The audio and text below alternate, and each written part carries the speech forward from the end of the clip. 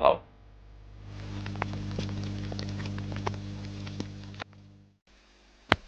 For generations, people have played battleships, first with paper and pencil, and now with real live action sounds and vision with computer battleship. First, program your targets into the computer. Then fire and destroy. Plot your progress on the battle charts. Can you destroy your enemy's fleet before he destroys yours? For the computer age, computer battleship from MB Games.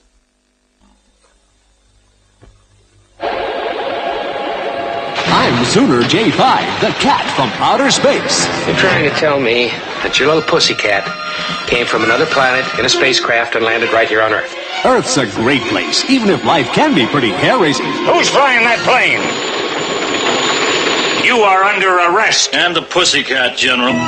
Catch me in Walt Disney Productions' The Cat from Outer Space at a cinema near you for all the family this week.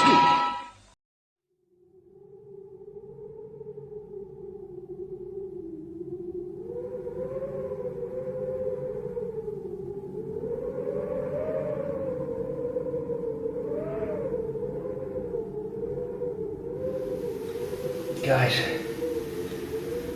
you troops, patrons,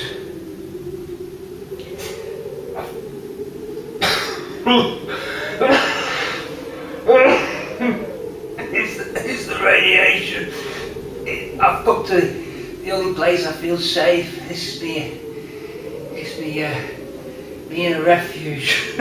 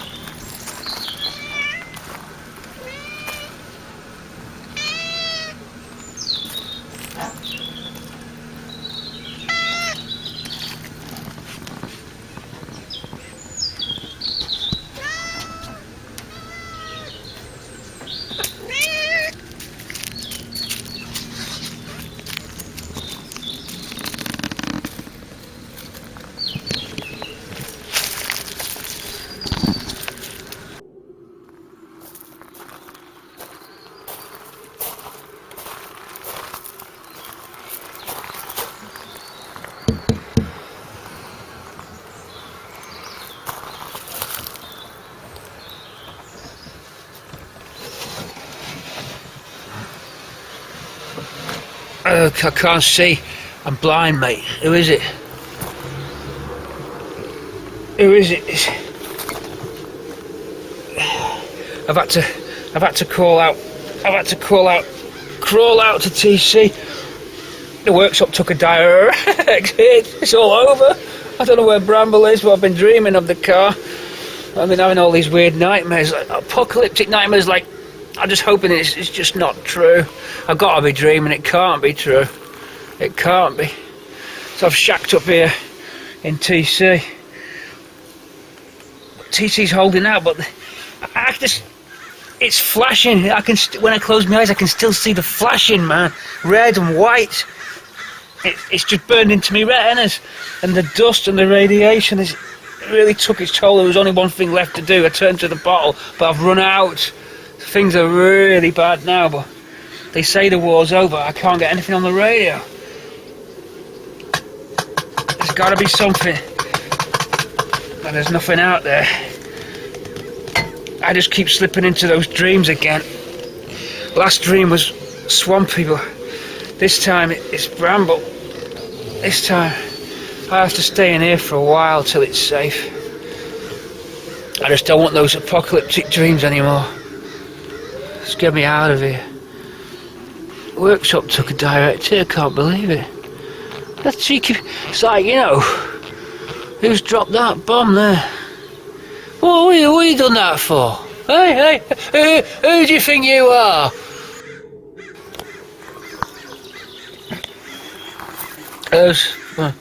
Said anything about what I was talking about anyway.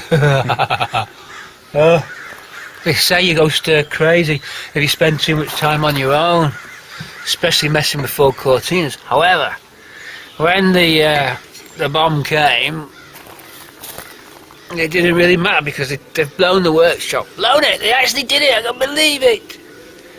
I had to retire to TC.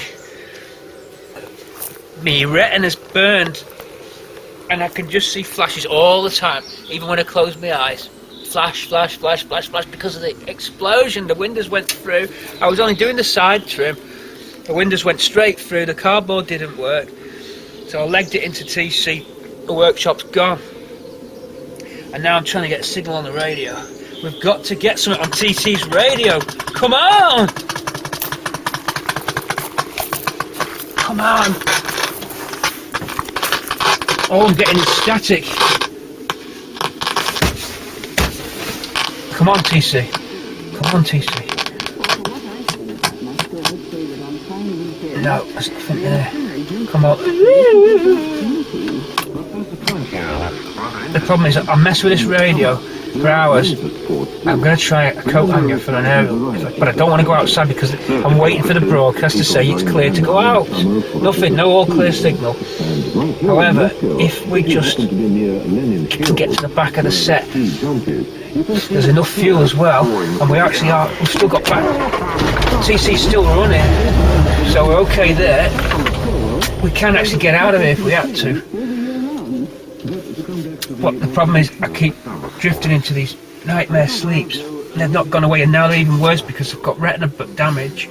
So I just keep. The last dream, Bramble was lost somewhere. I can't quite remember it. It's horrible. I'm sort of slipping off. I've seen a bit. 12-kilometer cycling ring near Moscow for a long time, and finally.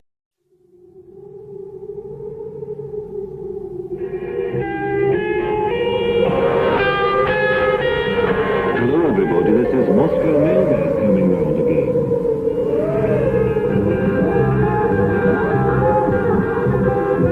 Today your mailbag team is Doris Maxima, back from the holidays, and myself, Edward Diablo.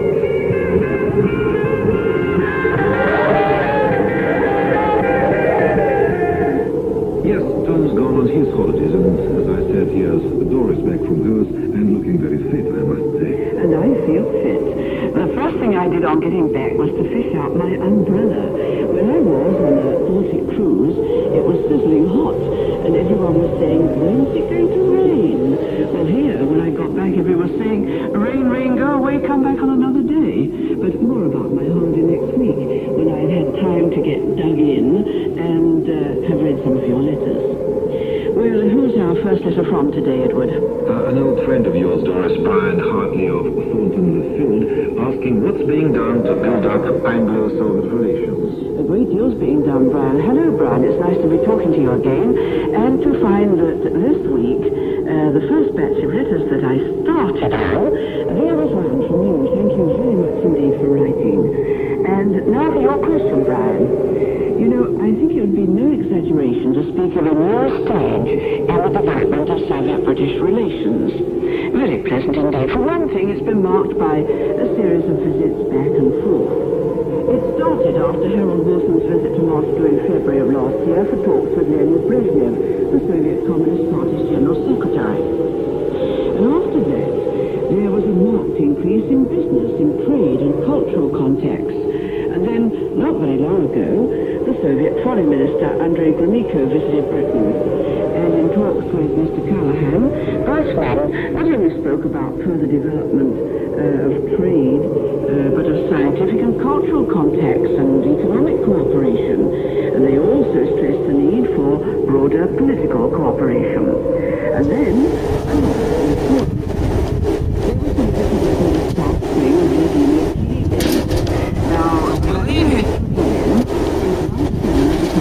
Oh my God. Oh, Jesus! No! I don't believe it. I don't believe it. I don't believe it. I don't believe it. It's Bramble! They did it! They blew it up, you idiots! A scrappage scheme. They blew it up! No! Whoa! That's it.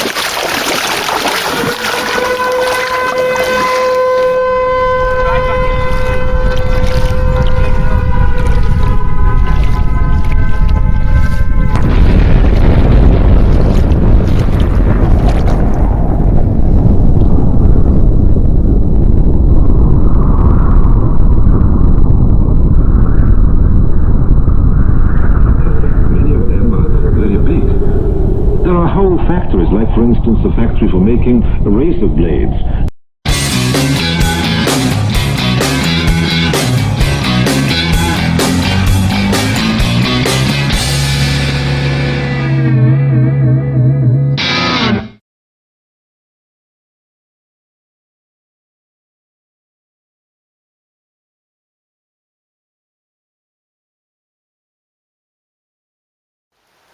I'm not sure if I covered it, everybody, but wing off and Gravitex on, so I haven't covered me covering it just a few minutes ago. So the last of the Gravitex tub went on, giving it a nice even coat. You can just see the little stipple effect that you get with Gravitex there, stone guard effect. So underneath here, any debris brought up by the road wheels in theory bounces off, and indeed it's tried and tested on my other cars, whereby the resistance under the wheels has survived really good. Or not the resistance has survived, but the condition under the wheels survived really good. In fact, I may well take you over now to Swampy and we can look underneath his wheels after they've just been cleaned. I'll just show you how good Gravitex has held out, for me at least, and that's with those recorded miles of 34,000, including all-terrain as well. Well, I say all-terrain, some gravelly tracks in the lakes and all the way across to Italy as well, where we encountered various road conditions. Anyway, enough of that. Just saying, we've just spun the car right the way round, because you'll always find when you do this there'll be a little bit that you miss, and you just have to spin back round to pick it back up. But we think we've covered everywhere we need now, and there's the finish, and underneath view for you, trying to get you the best views you can out there in YouTube and Patreon land. If you've been on Patreon then left Patreon, don't worry, there's no problem. I'm just happy you came on, even if it was only for a week or for a year. It's all appreciated. I know you all got your reasons for arriving and your reasons for leaving, but don't worry, I'll never let it come between us. Whatever ever happens, it's fine. I just appreciate people coming in and coming out. It's just brilliant, you know. So it's a big thanks to Patrons and a big thanks to YouTubers always. If you want to just come on Patreon for a couple of months, don't you worry, do it, or a year, we appreciate it all. Dip in and dip out, it's not a problem. Just appreciate the fact that anyone's even wanted to come and help support. I hope that I managed to give you everything that you wanted. If I didn't, I'm only sorry, but I did try and just give it a platform for a bit of entertainment on there. I know that some of you will have joined just purely for the car and not to see my antics, so I'm sorry. It's a bit of a mixed bag, and I do try and shout everybody out there. I can't do it all, but it's done good. It's helped me get to at least episode 28 with quite a lot of steam and power. So you might think you haven't really done much on Patreon, you've just joined and not really contributed. Well, you don't have to. It's just all about the support, and really it won't last forever. It'll end one day, of course, but it's been a great ride so far, and I hope it continues on. So that's it under there. We're now going to switch to packing those power steering pumps, wiper motor casing, and the other bit, the brake servo. So Gravitex is complete.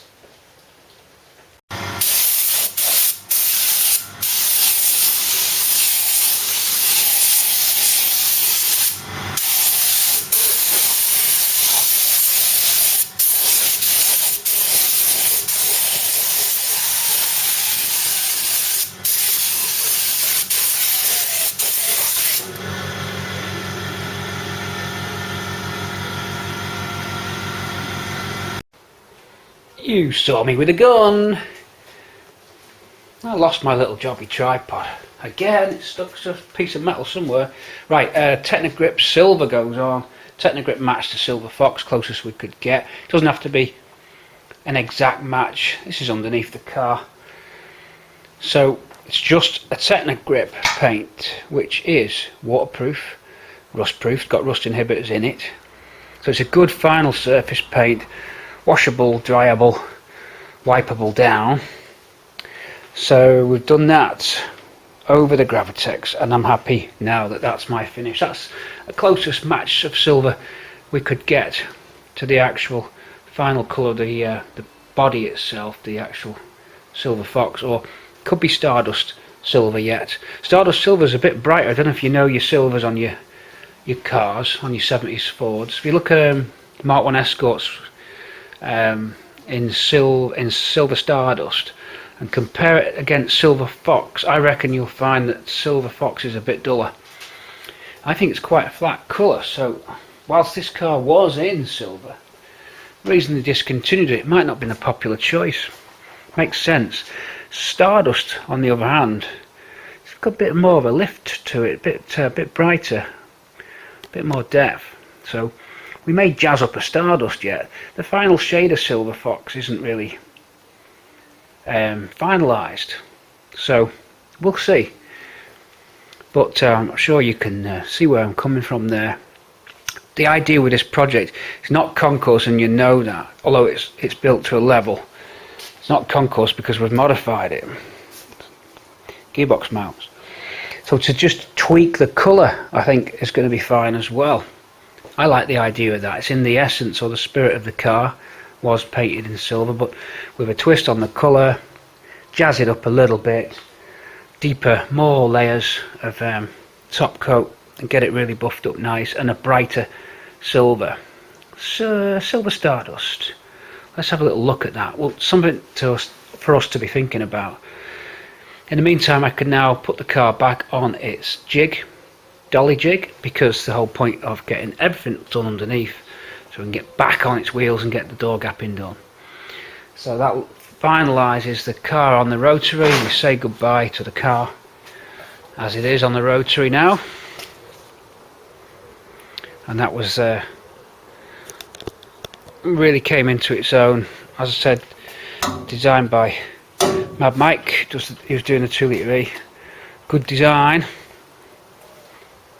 See how that works. He's got a trestle. Then he's made this tube, and he's done a good join. Look how he's made that cut into there. Remember, I don't know if we filmed Mike building that trestle, but it's a blooming good job. Okay, so off the trestles we go, and onto the dolly jig, and then we can start just doing those door gaps as we multitask, and we do. Ouch, I'm bumping into the wings behind me, so I just bumped into it and smacked my wrist. Ow! Yeah, I'm talking about painting down the 2-pack stuff as well. So plenty going on as usual. We'll see you in a sec for another clip. Power steering pumps are hard to get hold of. Mark 5 setups are hard to get hold of. This one was acquired with a dent in it. Now, the dent in this is only in the outer casing, the reservoir. Inside it, the pump's sealed separately, so that's how you get your reservoir not under pressure, because the actual pressurised items contain within an outer shell. So the dent's only gone in to hit the inner pump. Okay, you've got a reduction in volume, but only slightly, so we just fill it. You can't actually, we could pull it out of a spot weld pull, it's not worth the risk. You can't get anything inside to push the dent out, so I'm just going to fill over the dent. For effectively, you're going to lose what, you know, a few cc's volume. It's not worth it. So just some easy fill. This stuff comes in a nice toothpaste tube, so you can always squeeze the last bits out. Then Dolphin's lined up and ready to go for the final skim on that, so we'll have to sand it in. Next to it is the brake servo. Just degrease that now. That's been shot blasted, but you never know who's had their hands on it and what's been on the hands. So before we paint it, we just degrease it down, just basically thinners on a towel. And thanks for Wipex for the towels. Wipex is our local supplier of cleaning products, degreasing stuff, and all stuff to do with cleaning. And they give us these nice sacks full of cloths. these toweling cloths, absolutely perfect. So you're out there, and I know a lot of you doing car restorations. You buy yourself, find a supplier of this stuff. It's called, well, that's Wypex's own brand. Washed ribbed white cotton towel. You could ring them, they may post them out. I'm not sure if they do a mail order service. They're based in Burscough, Ormskirk, Lancashire, Wypex. Alright, I didn't follow the opening instructions. I cut it with scissors. But towels, I'll just go and buy towels from B&M Bargains and cut them up. White towels are just so multi-purpose. Clean up spills, wipe things down, oil spills especially. Great stuff. So I just get thinners on and just degrease this. I'll do the same to that once I've finished manhandling it with the filler. So 2 items, and then up the top the same procedure. Now I've got etch primer on the wiper motor casing because I want that to look good. We'll be doing it just by the door here. We're going to use the dashboard frame over there just in front of TC, place it here. There's no wind, that's good. We can do it because it's quite still, because it's 2-pack. I don't want to take no risks, I don't want it hanging around in here, so I'll do it by the door. This is degreased, we'll pop it in this storage box. Hold on, let's put the brake servo in there out of the way for now because it's suitably degreased, effectively ready to rock. Just wants the etch primer on it, so we're going to hang that up in a minute and put the etch primer on it. Should look nice. Now it's a very central piece to the engine bay, your brake servo, so you want to get it right. A lot of brake servos that look pitted do come up pretty nice after a shot blast, but make sure you did what I did and fully tape it all up. Afterwards, have a little look inside with a torch and make sure you've got no shot blasting media inside there. If you have, it's very easy just to get Henry the vacuum cleaner and place him on the end there, flip it upside down and vac it out. You'll find actually bizarrely it'll actually become a brake servo when you do that. I'll show you that in a minute, and you can press that and Henry helps to do the brake assist.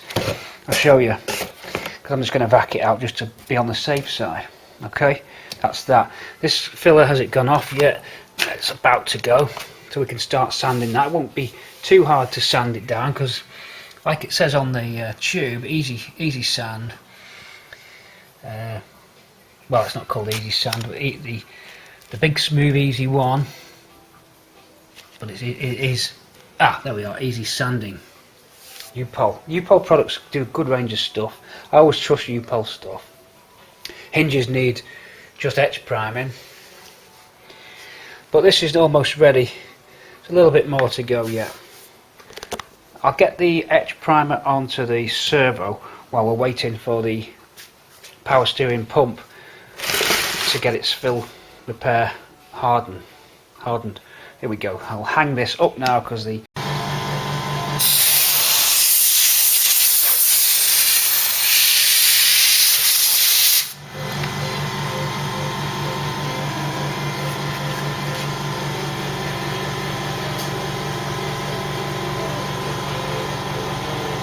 wiper motor casing's ready to come down off the hanger.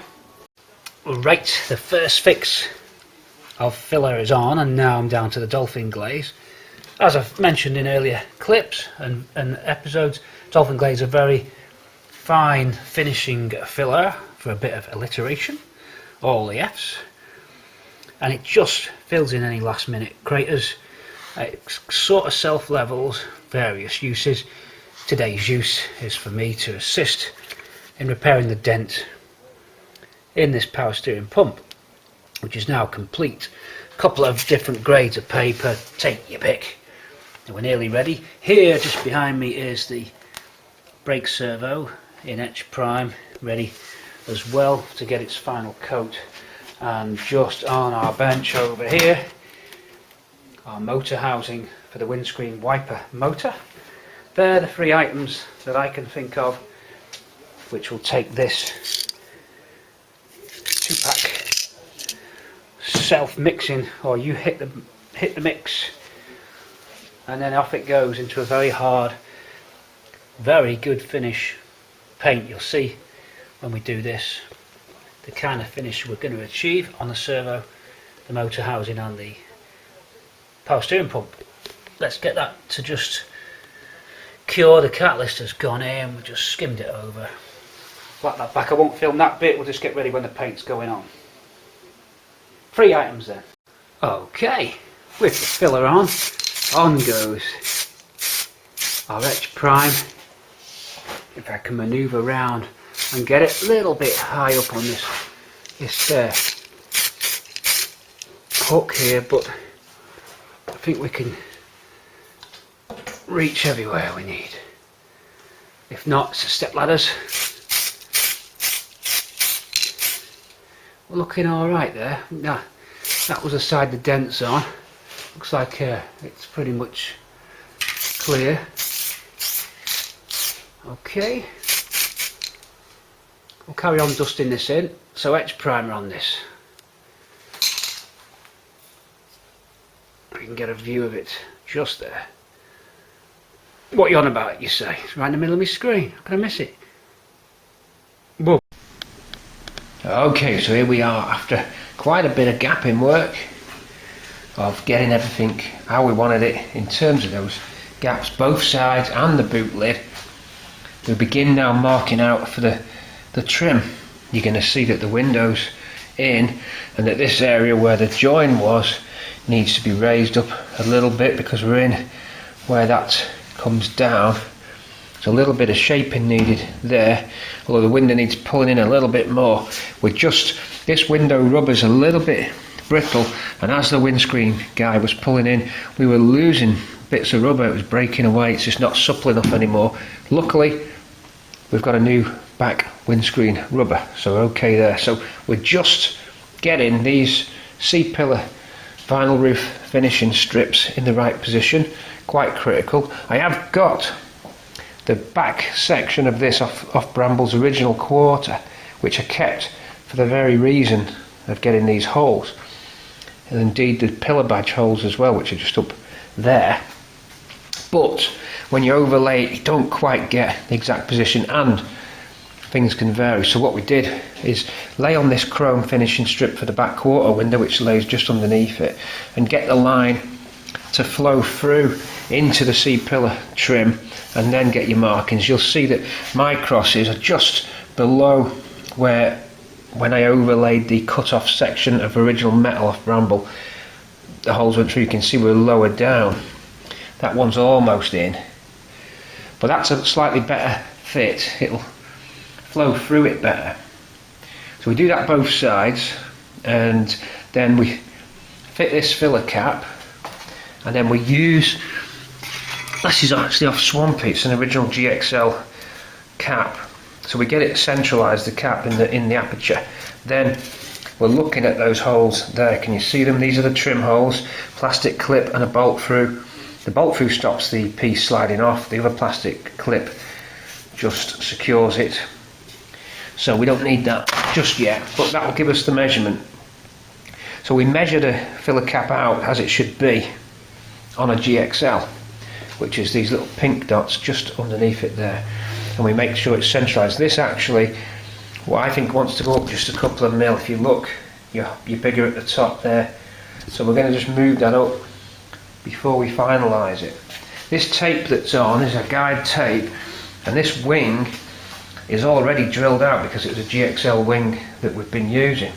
It's a second-hand wing, but it's in very good order, so it's been dipped and then just primed. It's getting reblasted again, but for the purposes what we wanted, that's how it was. The wing fits great to the bonnet. These gaps are good. Now the bonnet's raised up at the moment because it's not on its final catch, but when I push down, I'm going to just take you around while I'm pushing on it. You're getting the gaps that we want, and it's nice and flush at the front on the leading edge, which is always can be a problem on these cars. Okay, you'll actually find that it's slipped because it's not actually bolted up. There we go. I can just get that just right, and now look, that gap's good. So we're all okay there. It just wants the bonnet now tightening up. The wings are in position, they're not going anywhere, and you'll see these measurements we've done here just as a bit of fun. Car length itself, so the total overall length of the car at 4 meters, 17.2. That's from the tip of that wing right to the back. I'll show you where I took the measurement from. going down along, here we go, to the back on this light aperture there, car length. So one side is this measurement of 14 and then 4 and then 17.2. The other side, incredibly, is 4 meters 17.0. Would you believe that? I was very surprised when I took that measurement. I expected a bigger error than that, all the way down. Okay, so 2 mil difference. Now, given that those wings can move backwards 5 mil and forwards 5 mil, and that's normal when you're setting up a Cortina to get the gaps, it's incredible that we've only got a 2 mil difference on the car.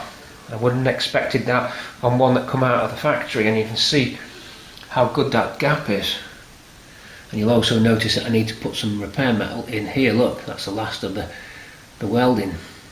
This skin's very good, and it was a new skin, but it already rotted on the car. They mustn't have painted it properly. This was from the Portuguese body shop.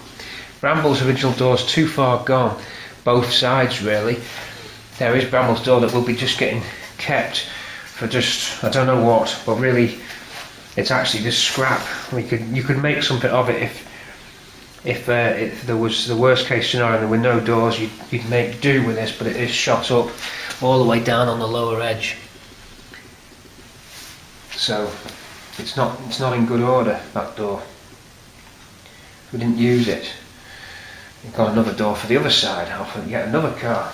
So what I'm doing to get the coach line, then going back to the coach line, that's the bump strip. The when you open your door and it hits something, you get a little bump strip, and that coach line bump strip goes all the way through the car as they do on GXLs.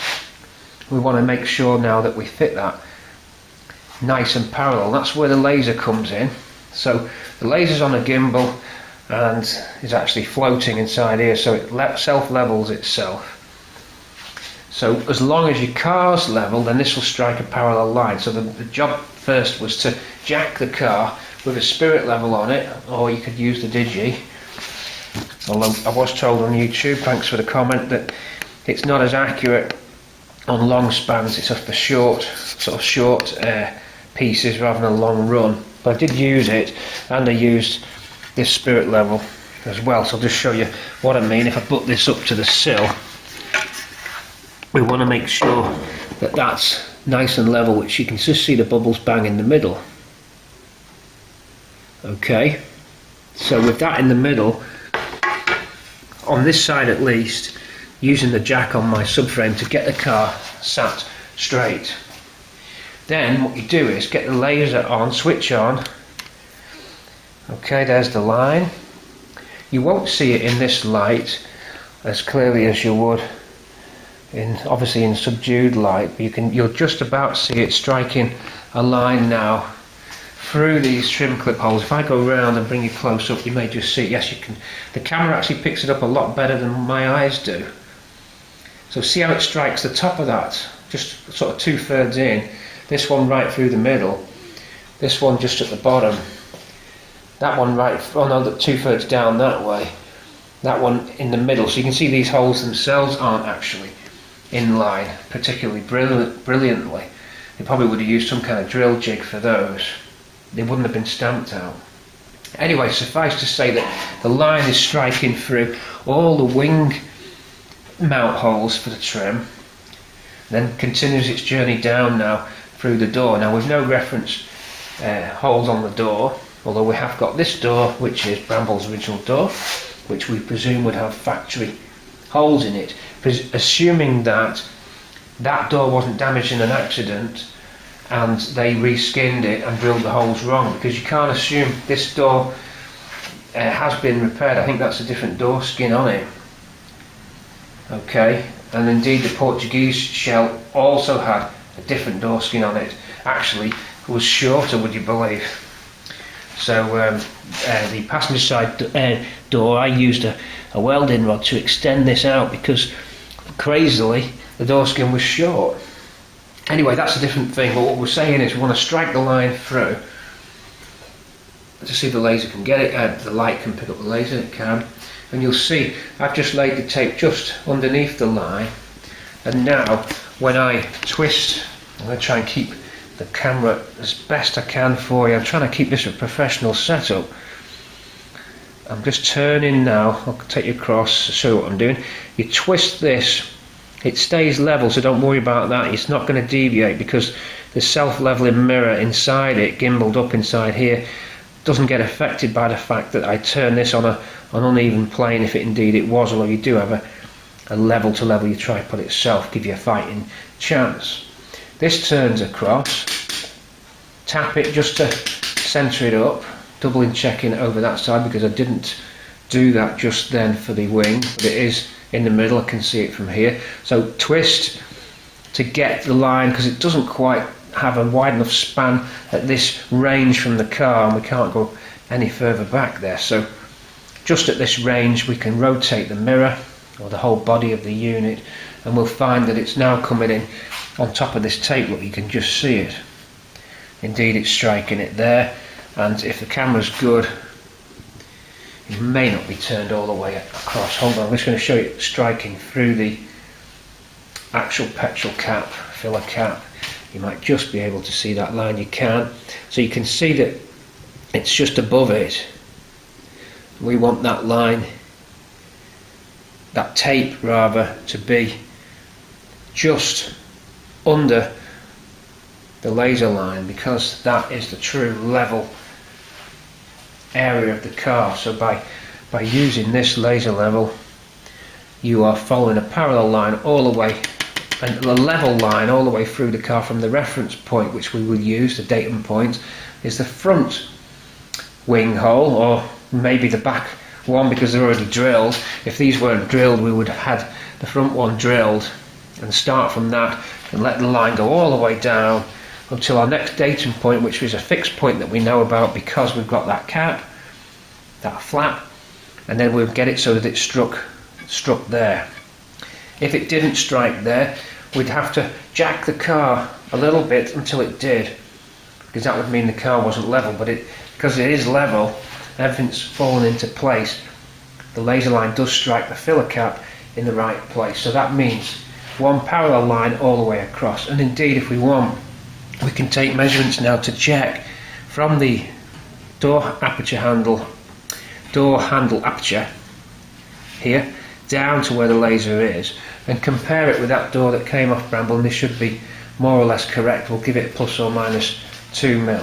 If that all checks out, then it's just a matter of marking the spacings out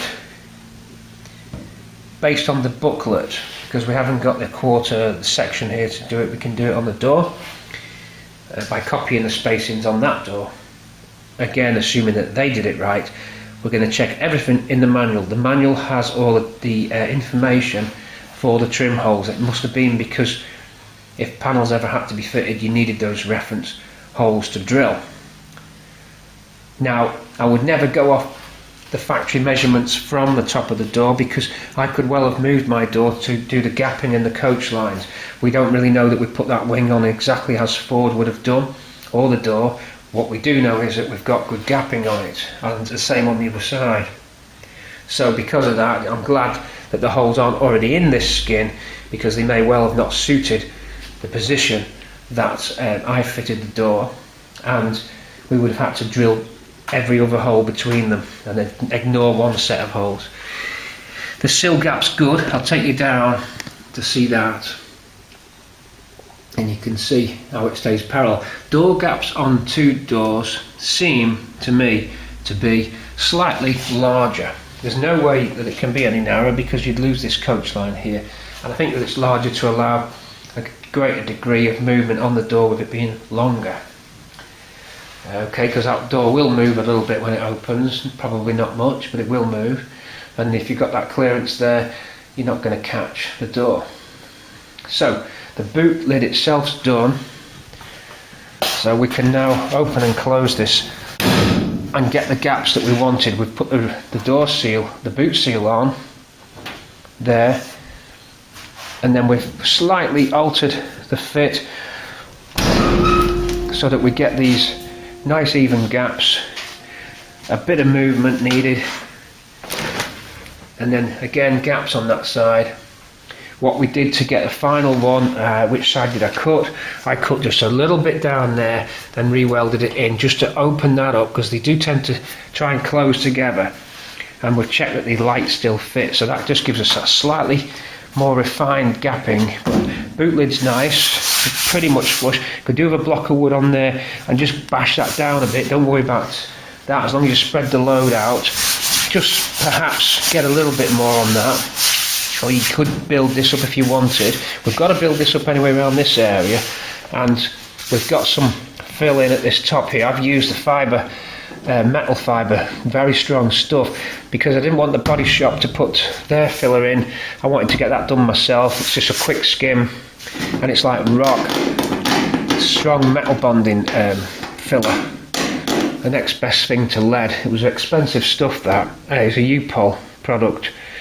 Bloody hard work to sand down, like rock, but it gives a good foundation for them now to go over it. So I've done that both sides as well. I've done the gapping at the scuttle area and pushed the door in and fitted the other wing, and I've just shaped a little bit on this corner to get it parallel. That involved from there to there. You just put some steel rod in, tack that, then keep on going, then grind it back, so you've virtually got pure metal. Obviously it'll need skimming in, but if you get your hand now, and that's a lovely smooth journey across there from the edge of that scuttle onto that door edge. Really happy with that. Everything's flush here.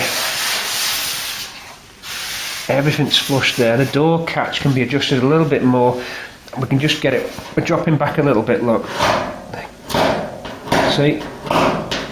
But there, we've not got it. So we can just twist the door a little bit like that to get that in. It'll pull it in a bit, but it could do with going in just a little bit more to get that nice to the sill. And we'll get better as we go up that end. So they're the things which we'll fine tune. We're going to mark the hinge position. Little Newt sent us a tip. Jim, the Newt today, says drill your hinge pins and put little dowels in them. Good idea. I think that came from Pete H's Corsair project, where there's a really good, high quality guy doing Pete H's Corsair, top quality. I don't know his name, I'm sorry I can't mention him, but he's it's on a Corsair restoration. I think it's on Retro Rides, Pete H's car, and I think Jim mentioned it from that, where you can drill and put little dowels into your hinge positions into your door, so that when you come to refit, you've got your alignment already done, because those bolts down in that corner, they can move and you can get a lot of movement. And if you bolt your door straight on correct the first time, i.e. by using those dowels through the hinge pins, through the hinge brackets, it saves possibly chipping any of your paint. So when you're fitting your door there's a chance it can move, but if you just go straight in and get it bolted up, you're kind of like safe, you know. You're not letting that door move around as you try and find the position that you left it in, which we'd love to get this position. You'll notice we widen out just a little bit there. That's a forward thing. I could have brought it out, but I don't want to disturb this nice door edge. I'm going to live with that, it's okay. So or if you stand back and look at that, you're not going to jump out on that one. Little bit wider there, but I'm going to live with that. You could add it on, as I said, you could really go for it and tighten that up, but I may or may not do that. Let me think on that. Holes to drill then in the bottom securing clips for this chrome strip. I'll show you what the chrome strip looks like. It's just on the bench here. There's the C-pillar trim. It's something like this. This is the wrong side, but it sits on there and then clips on. And the idea being it follows right the way into this piece, which I may have here. Again, probably the other side. Yeah, it is. There it is. Hold on. This will get us what we want. So, the reason the back window's in is so that I can get the position where this would land, so that it'll flow through the bottom trim of the window into this here. You could get that wrong, and it would look really awkward if you didn't have that continuing that nice flow. And you can see now by positioning it there that it comes into that piece of trim. There is a little C-pillar corner aluminium trim as well to fit, so I've already checked that that's all right. So standing back there then, you'll see how that flows through, and that we need to raise this area.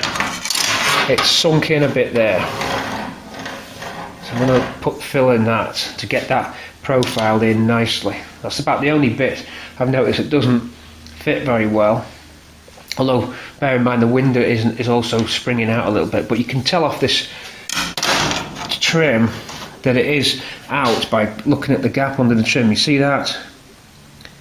So there's some distortion on that a little bit, but you're not going to get it. If I'd have said to you there's absolutely nothing to do on a complete body shell rebuild where we've had no actual major issues that needed like big time filling or anything, you wouldn't have believed it, because too much has been done for you to have had all of this fall completely into place. I'm not a body shop restorer. Okay, so I've not got Ford's jigs, although we did have all them measurements. I think we did well to get where we got anyway. I mentioned that on the previous vid where we were happy how we got there, especially when you look at them measurements. And another great thing that I found, and I'm going to keep you on while I do this because I think it's a one-handed operation. You can actually do this.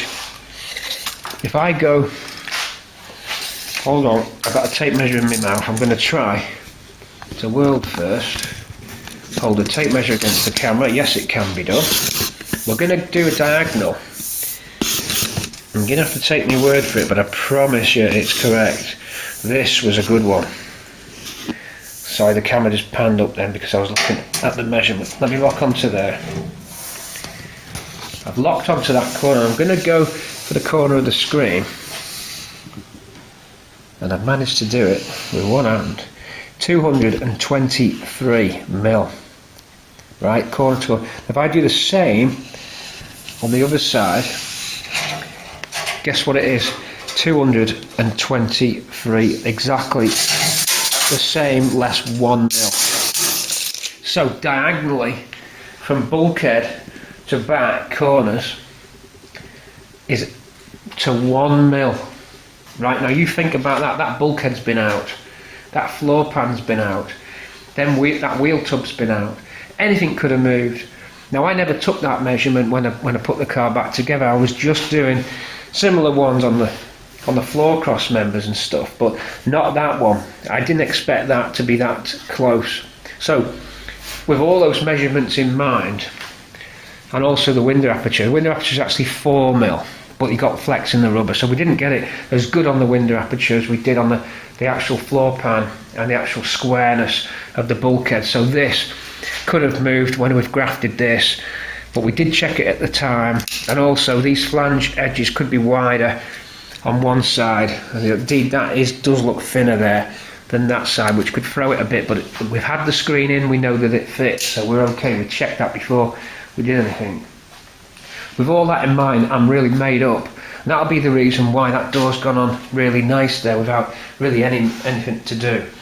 The other side, once the car's away from the wall, because I'm pushed away from this side against that wall so I can do the laser line, but once it's back out, we'll go and have a look at the gaps down that side and the alignment down that side. It's pretty good. In fact, we might take a sneak preview while we're on, just by clambering through. There is plenty of room in here, it's just that I'm trying to make space to do the coach line, so I'll push the car against it.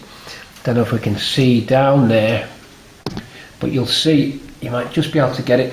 Everything just flows in a nice continuous line.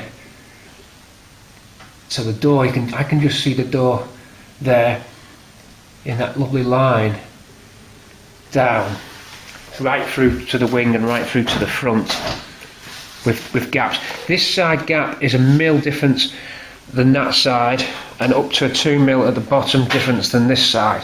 I couldn't get it where it was absolutely identical to this. That side's a little bit more, I lost it on the front and I lost it on the back, but I've had to accept that level. I'd love it to be completely symmetrical, but without starting to add metal to it, and to get just 1 mil with a rod is very difficult because you're going overkill and you're virtually grinding everything back just to get that last mil. I didn't want to go that far. It's pretty good anyway. So that's where we're up to. A lot of planning out to do it at this stage of the film before we send this off. It's due to go out tomorrow.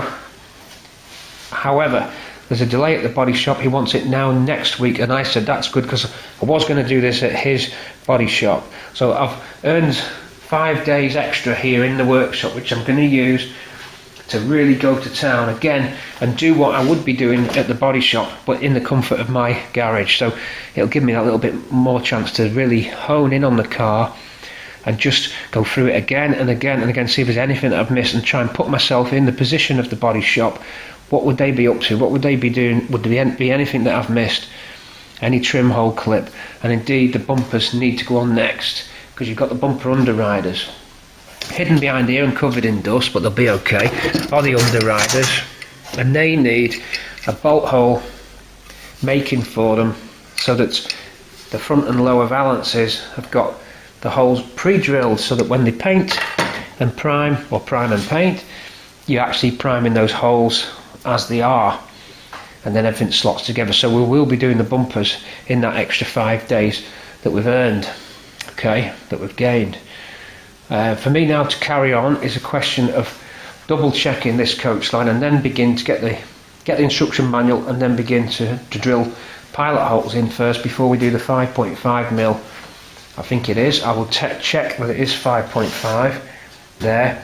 It needs to be exact, or your trim clip won't have the fit that required to stop it pulling out. So I'll double check with you, so in case you're doing this, that they're 5.5. Leave that with me now. That's a Bramble ramble for you. Quite a long take, that one. 25 minutes of chat. Goes quick. Okay. We'll see in a sec when we get the drill out. Lights off so you can see a bit more of the laser. There it is. We should have just turned the lights off in the first place, you idiot. There. Tap to stabilise. And you can see that we've actually drifted there for no reason. Oh, no, we've got it now. Sometimes you just got to give that a little friendly tap. And we're landing at the front, just under, so that wants slightly jacking up. Hold on. Ever so slightly up. There. That's where we're at. There, can you see that striking that hole? Look how it misses that one. Hits the bottom of that one, but straight through the middle of that one. So those holes are not in a straight line. Over we go. Much better with the lights down. Stupid me. A schoolboy error, that one. Tap just to get it to stabilise. It's just over the tape, and then we're out at this end. So what's probably happened is the car will have settled on the jack overnight. Watch what happens now as I pump the jack back up to where it should be, because we need to be striking that filler cap in the right place. You wouldn't necessarily pick up that degree of movement on the spirit level. It's just not accurate enough. You may get it on the magnetic level, but I doubt it. We could try that theory out. What do we get? 0.26. If I went down back to where we were, hold on, so you can see. 0.26. Actually, I'm on the frame. I need to be on the car. I need to be on the sill, not the frame. 0.4. So that's showing the sill level, although there's a debate about whether this is accurate on a small footprint like this. If I go down, we go to we're still on 0.4, so you couldn't use that, okay, in that position there. It's not reliable enough, so we'll try. There isn't anywhere else we can get it. It just can't be done. It just won't work. Okay, so this can't be used for what we want. We're going to have to just go with the actual fact that it strikes the filler cap at this point, and go from that known datum point okay, to the front known datum point, which luckily we have because this is a GXL wing. So as long as that line strikes all the way through, which it is now, you can see how it's just on top of the tape, and it's now come in to where we wanted it in the first place, striking the holes. So that then gives you where you can mark. It's got to be done right. You get that coach line wrong and it's going to look awful when you look down the car and it drifts like this. So it's got to be right. There's only one chance to get this. Okay, you could re-drill. It's not the end of the world, but you don't want to be doing. You want that paint on and done. Let me get on with this now. I planned ahead a bit better than I thought. I've kept the sections, the relevant sections, for the very reason of the trim holes, so no need to consult the manual. Well, I will anyway, in case someone's messed with these holes, but I've got Bramble's original setup here. Now, as far as I know, this wing, boom, has never been replaced. This wing has been replaced, so it'll be interesting to see if when it was replaced they drilled those holes in the right places compared to the manual. This was a new wing. Alright, be interesting to see what they did when that factory fitted that wing, or that repair garage, whoever did it, they migged it on. Remember, if you look back through the films, you'll see the evidence of this wing. Now, it could well be that a GXL wing was ordered and it was pre-drilled, but I doubt that. It's very possible that Ford had pre-drilled wings ready, marked up as GXL, possibly XL, had bump strips as well, so XL as well. Little couplet for you, keeping them couplets coming, you know you want them. Anyway, we've got spacings if we want to compare everything now, but we've got the real deal, the old panels that I didn't throw away. Wow, I was thinking on this one. I've even got the one that goes here to get me the GXL badge position. Like I said though, when you overlay it, there's that error where it's, when you fit something over something else, it doesn't always give you the guaranteed result, but that's why we manually scribed that in, although as you can see from the original overlay hole, it wasn't far off. So that's that, a little update there. Spending a lot of time just on this side, and it's one of them, I hope you can understand where I'm coming from with this, and that you've got to get this right. Body lines, coach lines, gaps, and your trim attached to this edge of the car is a make or break. You look at this at the NEC and then you crouch down, or I'll be sat in my chair with me Peroni, I'll be thinking, oh no, it's waving. I don't want that to happen. I'm going to continue now, spare you the pain. Even more panels found. I thought I had them. The back section there giving us some more valuable points, but don't worry, I'm off to get the manual in a sec. And then the GXL badge mounting plate. Oh yeah, there we go. You keep yourself, you think ahead, and boom, boom, boom, boom. You can get your badge mounting positions just as it was when it left the factory. Yeah, and to make sure we get even gaps, even round the filler flap. Do you like that little couplet? Even gaps around the filler flap. 5 with our gap gauging device. Now we can secure the cap that it's centralized. Now you always get a slightly different, you could pack out here if you wanted, wouldn't be a big deal, that won't affect the line. If you wanted just a couple of washers just to bring that even better that way, you can see then it'd be bang on central.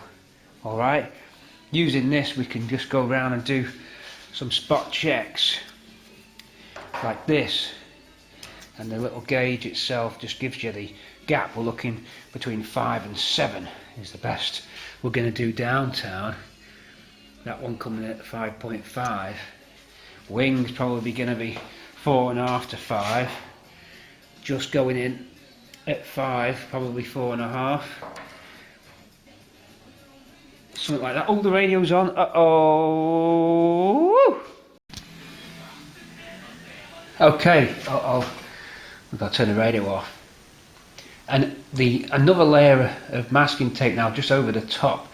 So we're going to find that the laser line is going to hit just between the two layers of tape. But it's time now to strike the final line to black out the windows from the blast. And it might be an idea, any incoming missiles, to just whitewash the windows in case we get any further blasts in this episode. You saw what happened in 28. We had to spend up to 14 days in my inner refuge there. We might have to go back, depending on the climate. There's a ceasefire at the moment, but you never know what's out there. People in Patreon and YouTube land, will there be another incoming blast? Bear with me if you can. Is this a car restoration? No, it's Superman. Tony says, that drunken car restorer. Pete, you worry too much. Well, Tony, I'm really worrying about this. Okay, I could do a couple of the drunken car restorer's beers now to help me ease the pain, and as Fred Dibner said, a couple of pints while you're climbing the chimney just takes the edge off. Takes the edge off and eases the pain. It's going! Okay, we've got our blast deflectors up just to stop the light coming in and peeling the skin. Now they'll take these bad boys. This is corrugated cardboard, wax coated. Let's feel the quality there, lovely. Serrated edge, nice touch. These bad boys will take an overpressure of what, 500 millibar. But I'm not sure about the max stem, that could send them through.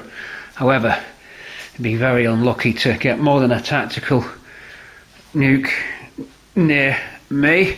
We're not a strategic target.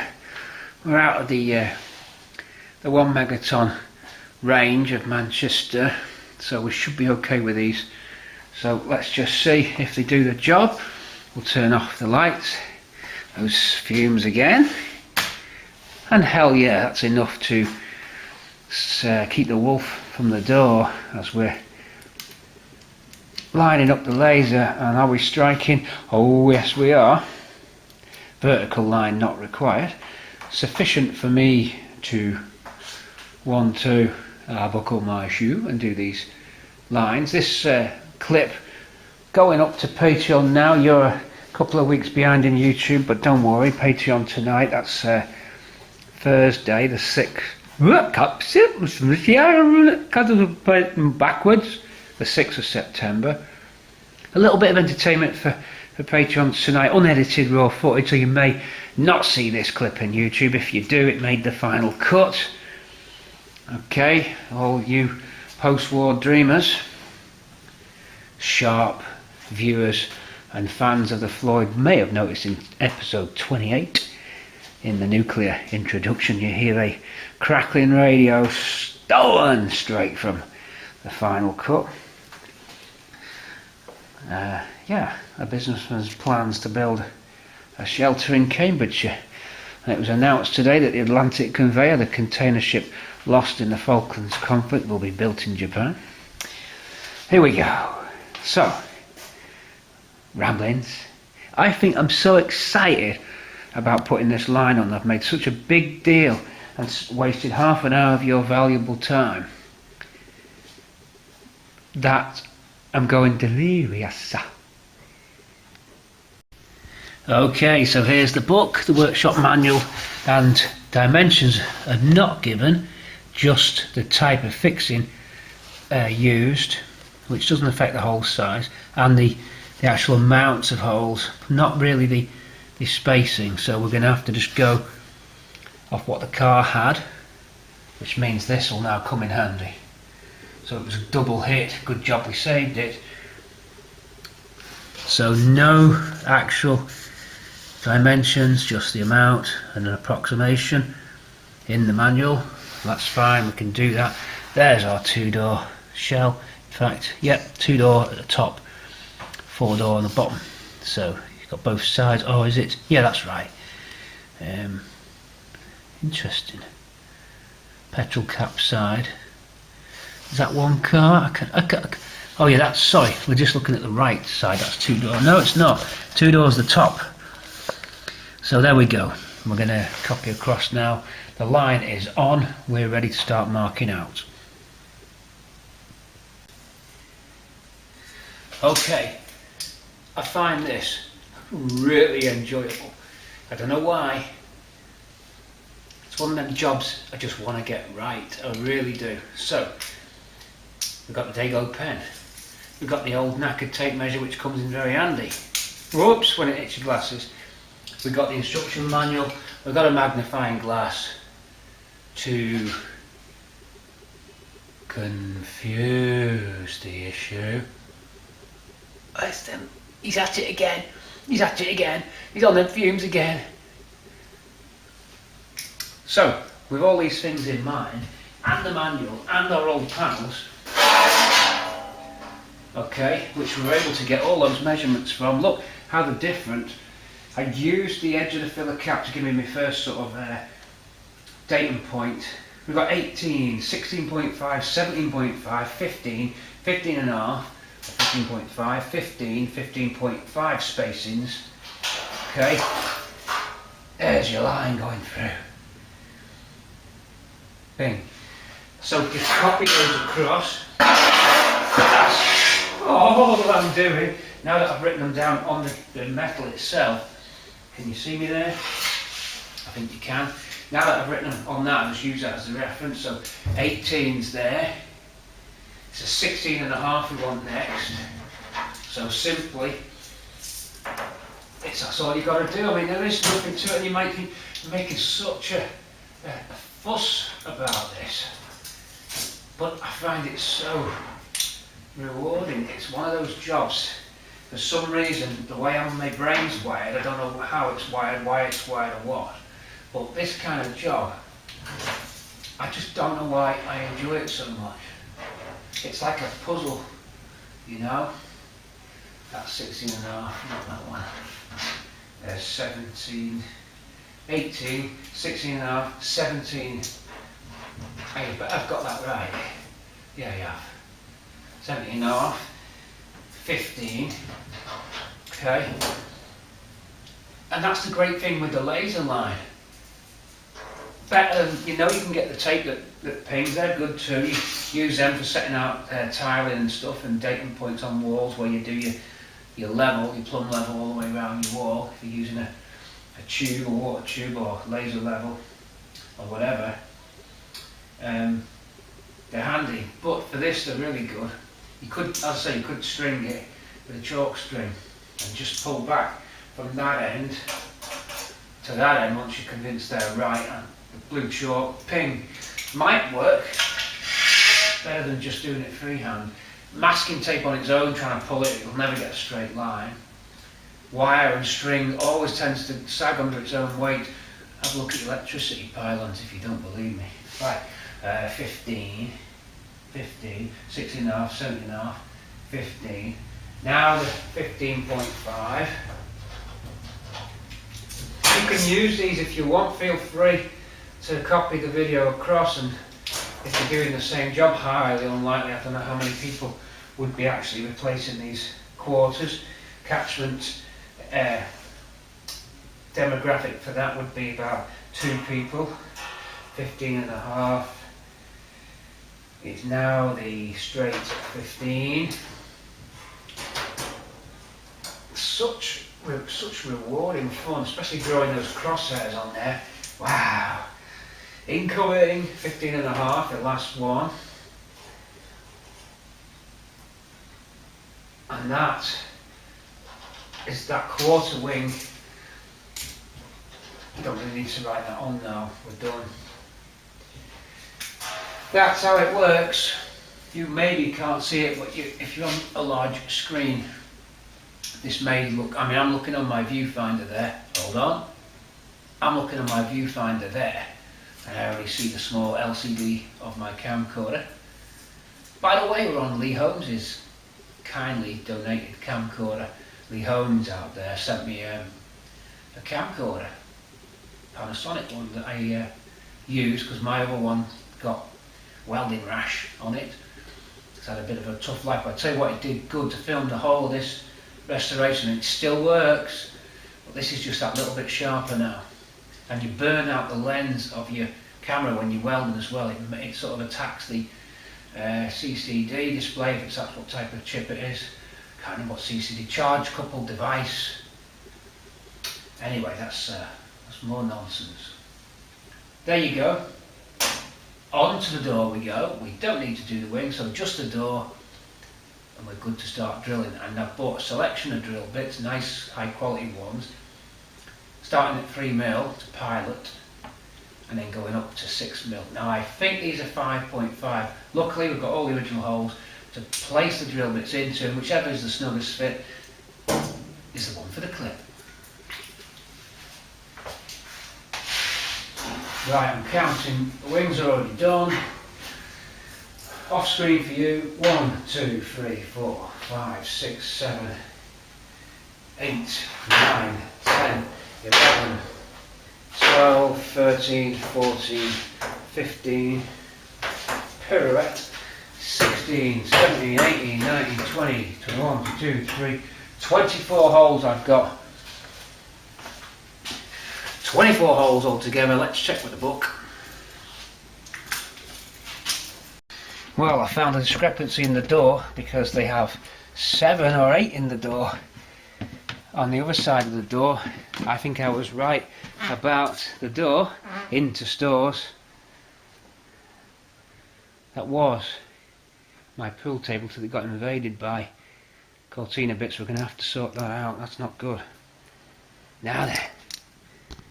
Now then. What do you reckon, lad?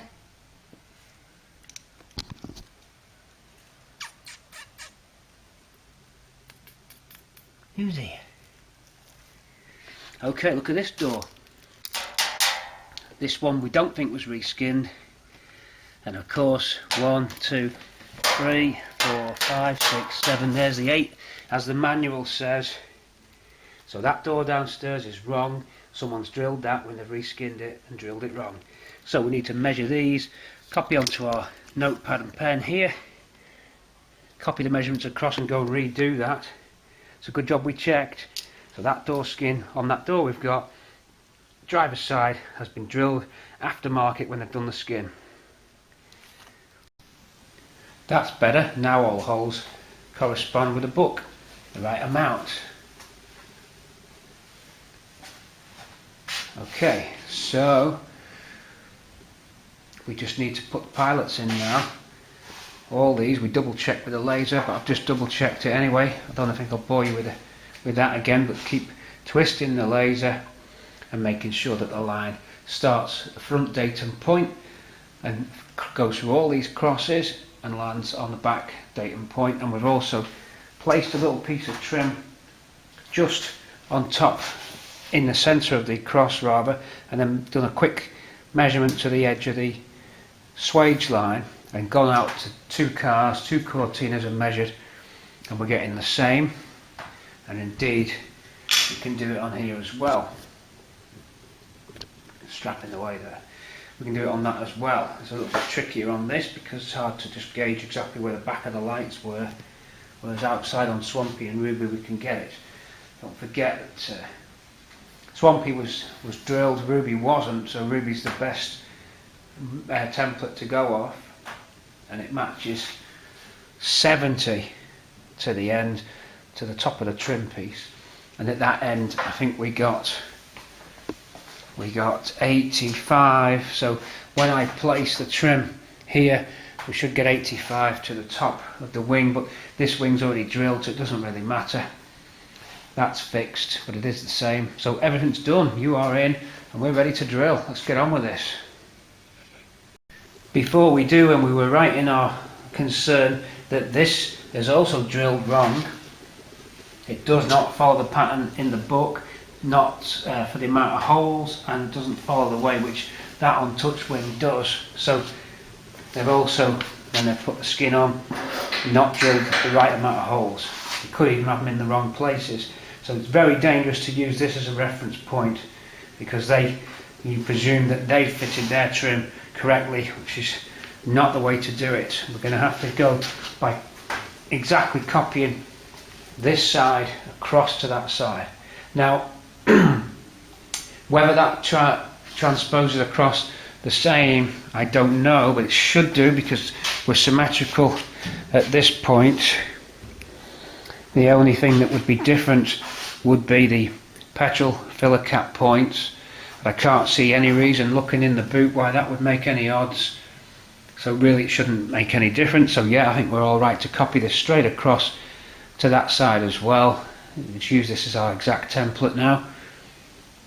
And that's really all we've got to do to get the other side in, but we need to turn the car around to do it.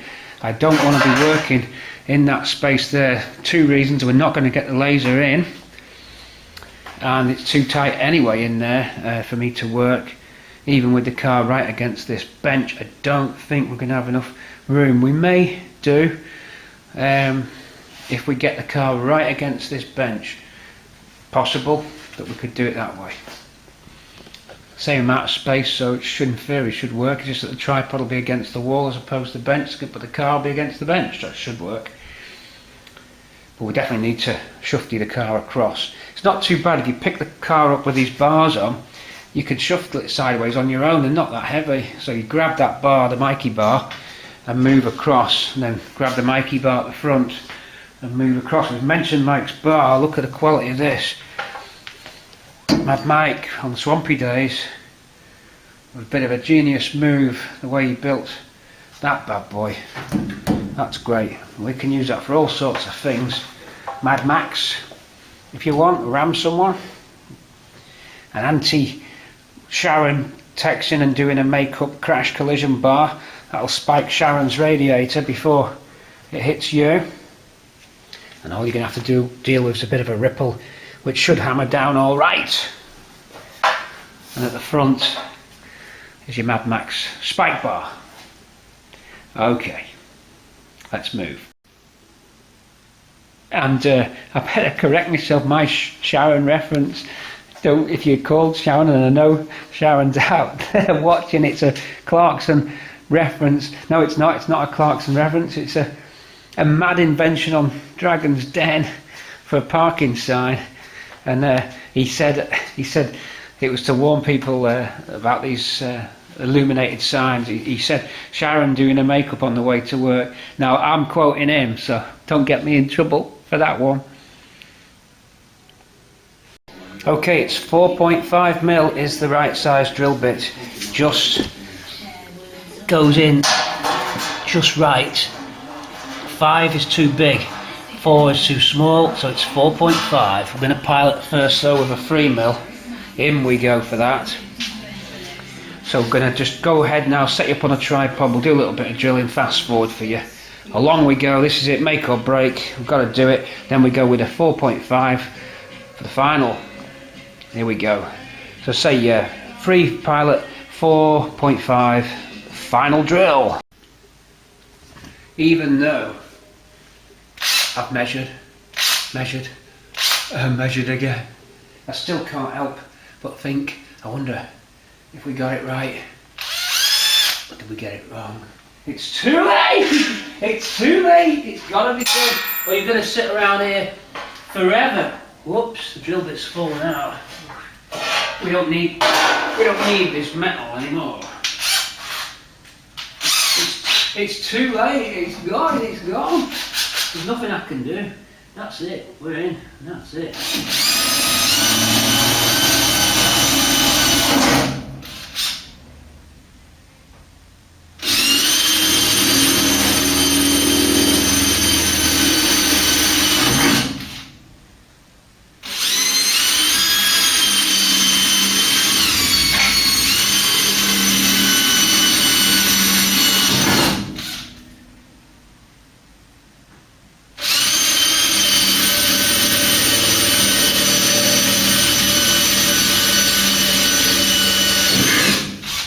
Now,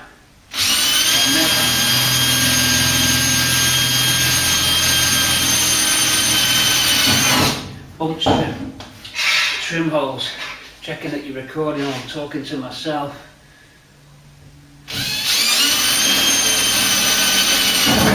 We measured again, we kept on measuring. Oh.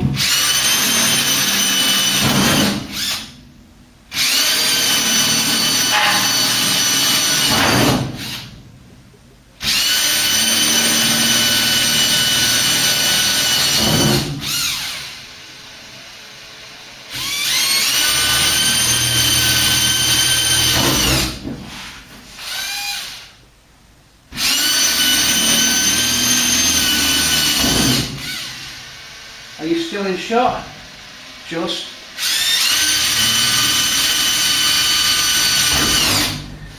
That way, please.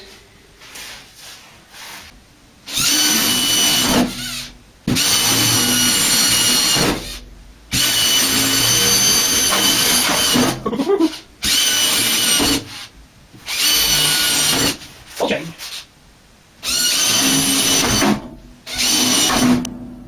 That one's a bit low. That one's a bit low down.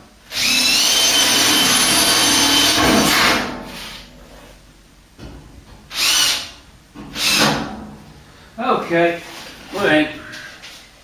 That one just off the crosshair, my mistake. It should be okay.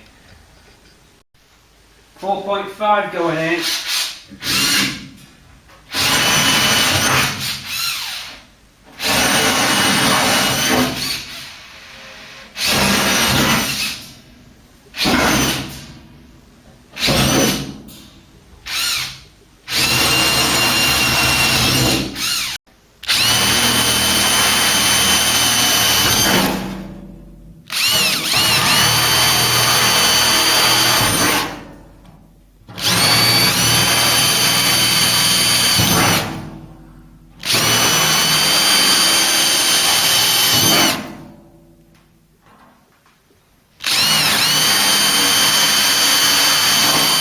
Tape off now, don't need that.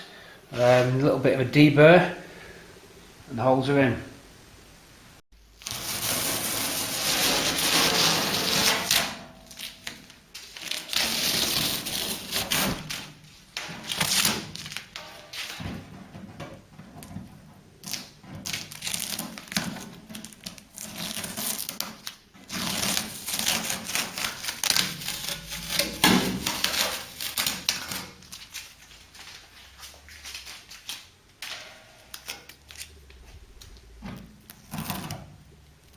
And voila, your holes. Let's see how we scored on our bombing run.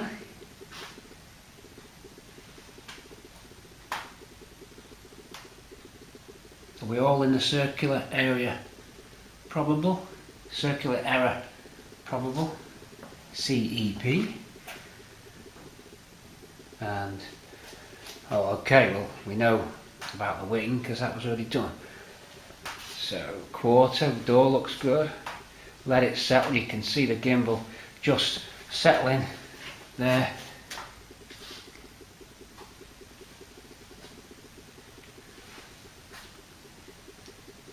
And everything in nicely.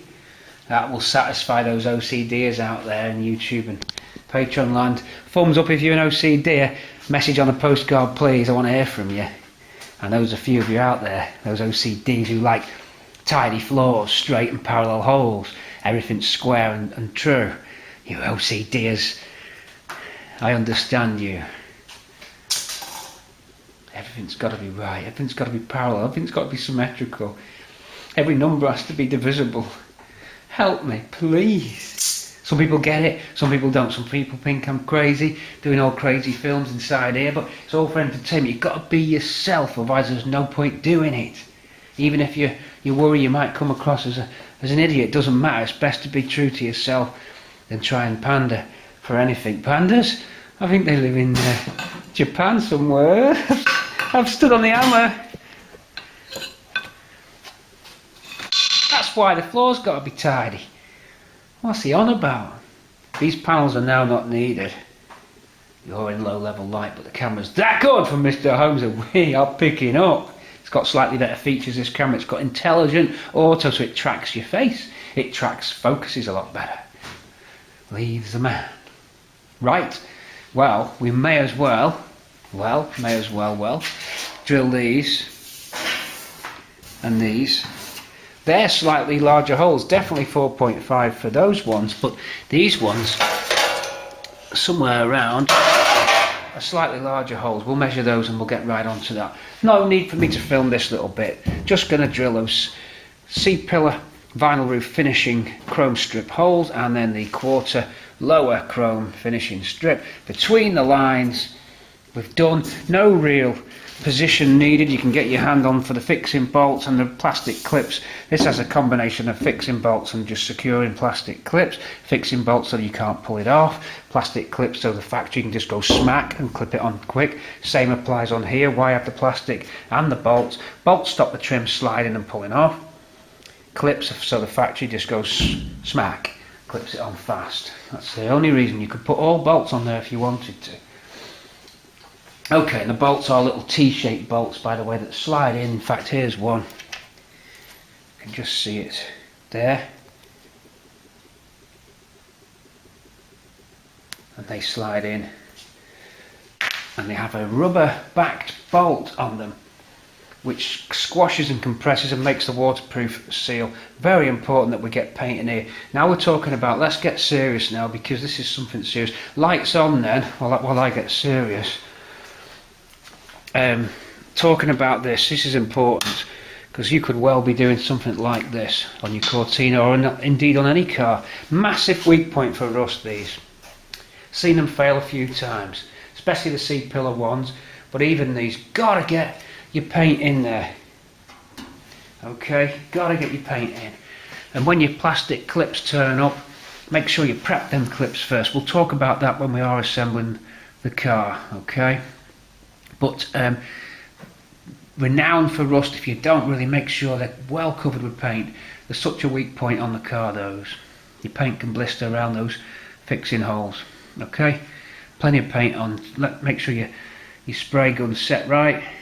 If you're doing it on your own, or if you're instructing your body shop, tell them, look, these have to make sure there's plenty of paint on. So paint from behind the panel if you can get in, and paint from the outside. Well, because of this, what I'm going to do is I'm going to run the spray gun, there's a couplet, behind the panel, and they'll get paint on top, of course. So if I get the gun in wherever I can now, because the body shop wouldn't do that necessarily, get in there, I'm really going to put the gun at point blank range and just blast it through. I've nothing to lose, okay?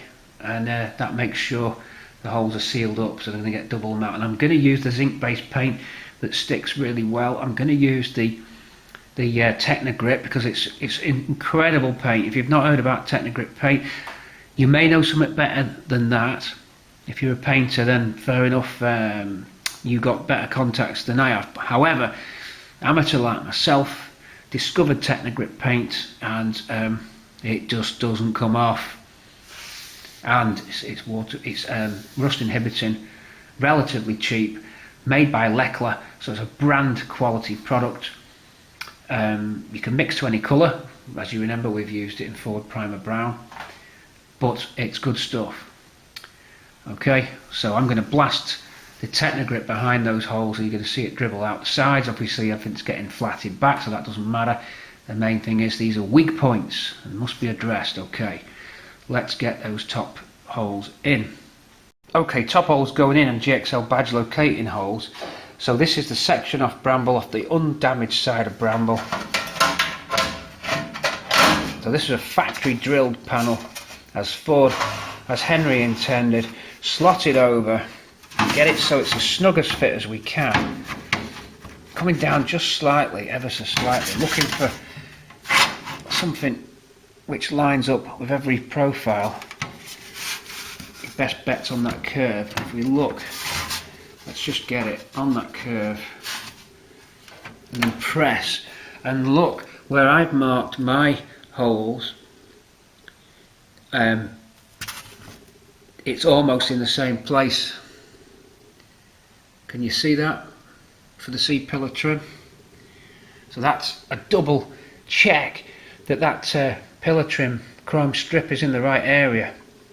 because it's landing in these. Now I did mention that when you overlay this you can lose, but I've sort of allowed for that. I'm sort of slightly pushing down, and that's where we're at. So there's our GXL badge points. The other hole's almost out. You can just see the curved edge of it past that rust spot to your left. So we can just get the GXL badge point, and that is it. You can even see that centre line corresponds with that rot hole line. So that's what I was telling you about these rotting out. When you drill these holes, they rot out. It looks like their one is the bottom left of that, and it's gone upwards. So with the exception of that hole at the back, I'm pretty confident these are right. That hole could be just there in the middle of that pink line, and it's rotted out all the way out. Okay, so although that's not the centre line, that's the top of the trim, so I would imagine it is the lower left corner, or there was no hole in that particular place, it was just beyond it, and that's just a rot hole anyway, but I doubt it. Anyway, that's irrelevant. This gives us the measurement that we want for the GXL badge, and it confirms that that C-pillar vinyl roof finishing chrome strip is in the ballpark. We know it's right because we did it with that flow through line. Main thing for this is the GXL badge location. Okay, they're getting marked up and drilled. Won't film that bit. Let's just get on and do it. Hey, guess what? And did anybody spot it? Bramble has removable wheels. I don't need to be pushing it around and jacking it around like that. I just take these off, and it's got casters fitted on it, so I can just shunt it around. I completely forgot. Okay, so we've got 5mm difference on that piece, so I'm just going to divide it by 2 and get 2.5mm by just twist the car a little bit. So you'd go up a little bit on this one, you'd go down a little bit on that one, you'd get a slight variation. You're not going to get it, it's okay at that point, it seems to be different just around there. So I'm just going to jack the car, just a slight touch. There's not a lot I can do because I'll end up losing the back, but I could re-drill the back hole if I had to. Or I could live with it. The door is set in the position that it's at. Not a lot to be out, and you can get a little bit of movement in the trim pieces. They do flex a little bit, not much. But the main thing was to get exactly the same at the front to the back.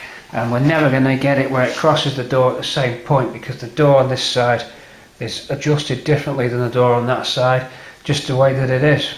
So we've no idea why. I'll just double check it and make sure. Hold on, because I'm not 100% sure about that. Okay, with our measurements all in, 10 to that one, 15.5 to this one, door handle to there. Done. 2mm difference on the here up to that point, but then it drifts back in and we're right by the time we get to that end. So a little bit of a dip down, but a little bit compared to the other side, but we can accept it. The point is to get that nice straight line right the way through. Possibly because of the way that the door is adjusted on this side, this door could be adjusted down, that door could be adjusted up. You do get a lot of movement with your doors. This B pillar, it could be slightly over that way, and again that side could be the opposite way, which meant that one door would have to jack that way, one door would have to jack that way, which in turn would move that up and down relative to a level line through the car. The coach lines all work. So you could have a different panel this side, there could be pressing differences. We're asking too much to get it completely to the millimetre. It's just not going to be done. We've been lucky with those cross member dimensions that we took, of course, where we are to the mill across here, the 232 position we did earlier. That's just luck. It's a good square frame. This side, perhaps we've got a little bit of twist here and there, just like this bit. As I say, the pillars could be slightly drifted, which means to get the coach lines we had to move it. But having said that, this door skin is a bit dodgy because it's a shorter skin, and I just don't know. I mean, I'm suspicious of it. It's different length than the door I took off, although the door that I took off had the door skin swapped, but it's a different length than that hasn't had the dust control. So who knows what's going on with this. The point is we've got it sitting nicely in, and that's the way we're going to be at, because to get the gaps is the hard job, especially with that buckled panel. So that's been bashed in a little bit. I brought it out. There's a little bit of work to do here for the body shop where it's rippled, just about there where it's rippled. The front wing's not too bad. It's got a little bit of buckle at the top, just about there. I can feel a wave, and these nose cone braze marks are exposed because it's been dipped. We're going to have to address those there. But other than that, if we look down from this way, we can see we're pretty straight. We're as good as the other side. There, I'm ready to put the trim on. So that's where we're at now. I'm just going to drop the lights down, and then we'll get the magic marker. Thanks to Paul for that. These are real handy, these pens, paint pens. So you can see what we're up against. There's our bottom sill gap. Alright, you can see that that's straight. Again, it took a bit of bashing and beating, that door. Blocks of wood on it. It's rippled anyway. The whole door was just, it's rippled. I can feel a ripple in it just around there. So the body shop needs to work that door quite well to get it. Probably looks better on camera than it does when I'm looking. It's one of those occasions where I can see it better with the naked eye than the camera probably can. The main thing though is that the gaps are there, and then we strike this line now through the car, and we're good to go. And we get these pilots drilled, and then the main holes drilled, then that's the trim on this side done as well. Okay, we're on this side now, and we're ready.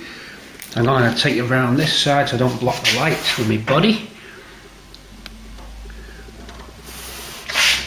You can see how we're getting them straight on the laser line.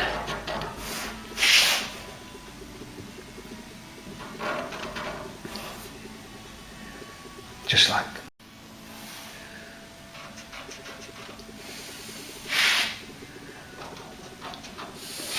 Down the line we go. For the passenger side now, triple checked, quadruple checked as much as I can. Sorry about the low light, that's just so you can see the laser.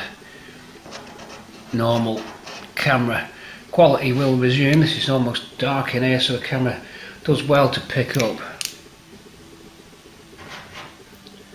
We'll go along there, nearly done.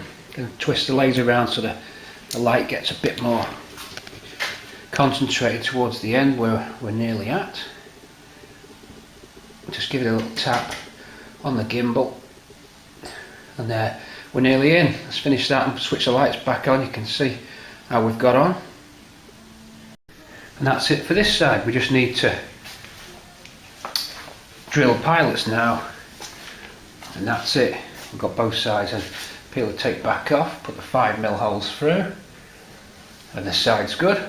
And then we can move on to the C-pillar and along the top of that trim piece there, and then we're done for all the holes, I think. I'll get on with the drilling of this now.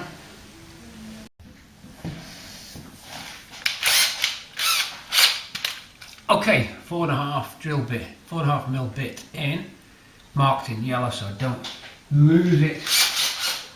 Marked up the paint. Pilots are in.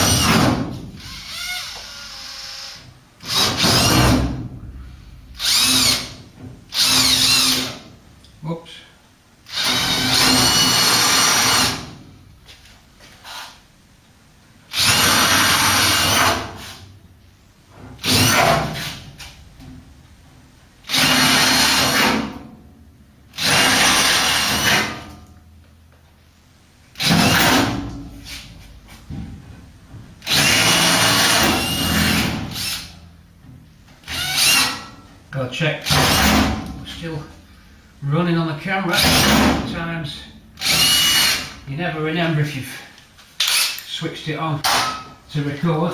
Deburr now. Deburr. Just a little bit. Blunt drill bit.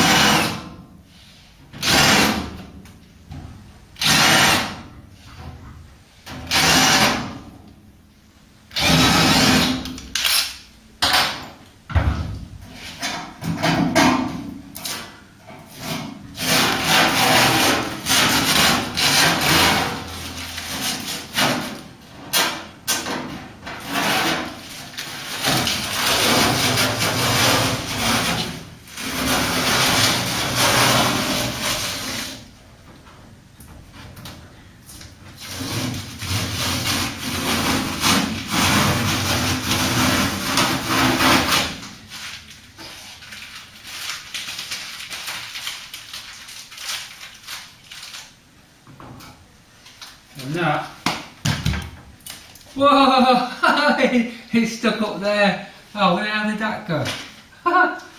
Jock kicked it. In a sec. Right, how good's your memory?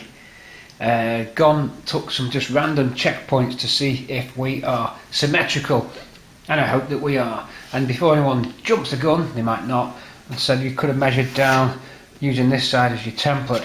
That's not necessarily right, because the profile of the wing could change. That wing could be distorted. Measuring down to there could give you a wavy line. The only sure way of doing it was the laser. There's no really other surefire way of striking a straight line through that car, with the exception of maybe the builder's spring line, chalk line, possibly. Any other suggestions on doing a straight line down the car? Let me know, because I've overlooked it. Anyway, some random spot checks now. We've done the other side. So, tape measure edge on the top of the wing. We're using our super duper cut off tape measure. 12, 5, 7, 15, 15, 15, 13, 18, 20, 16.8 and 10. Now we're going to go in reverse order.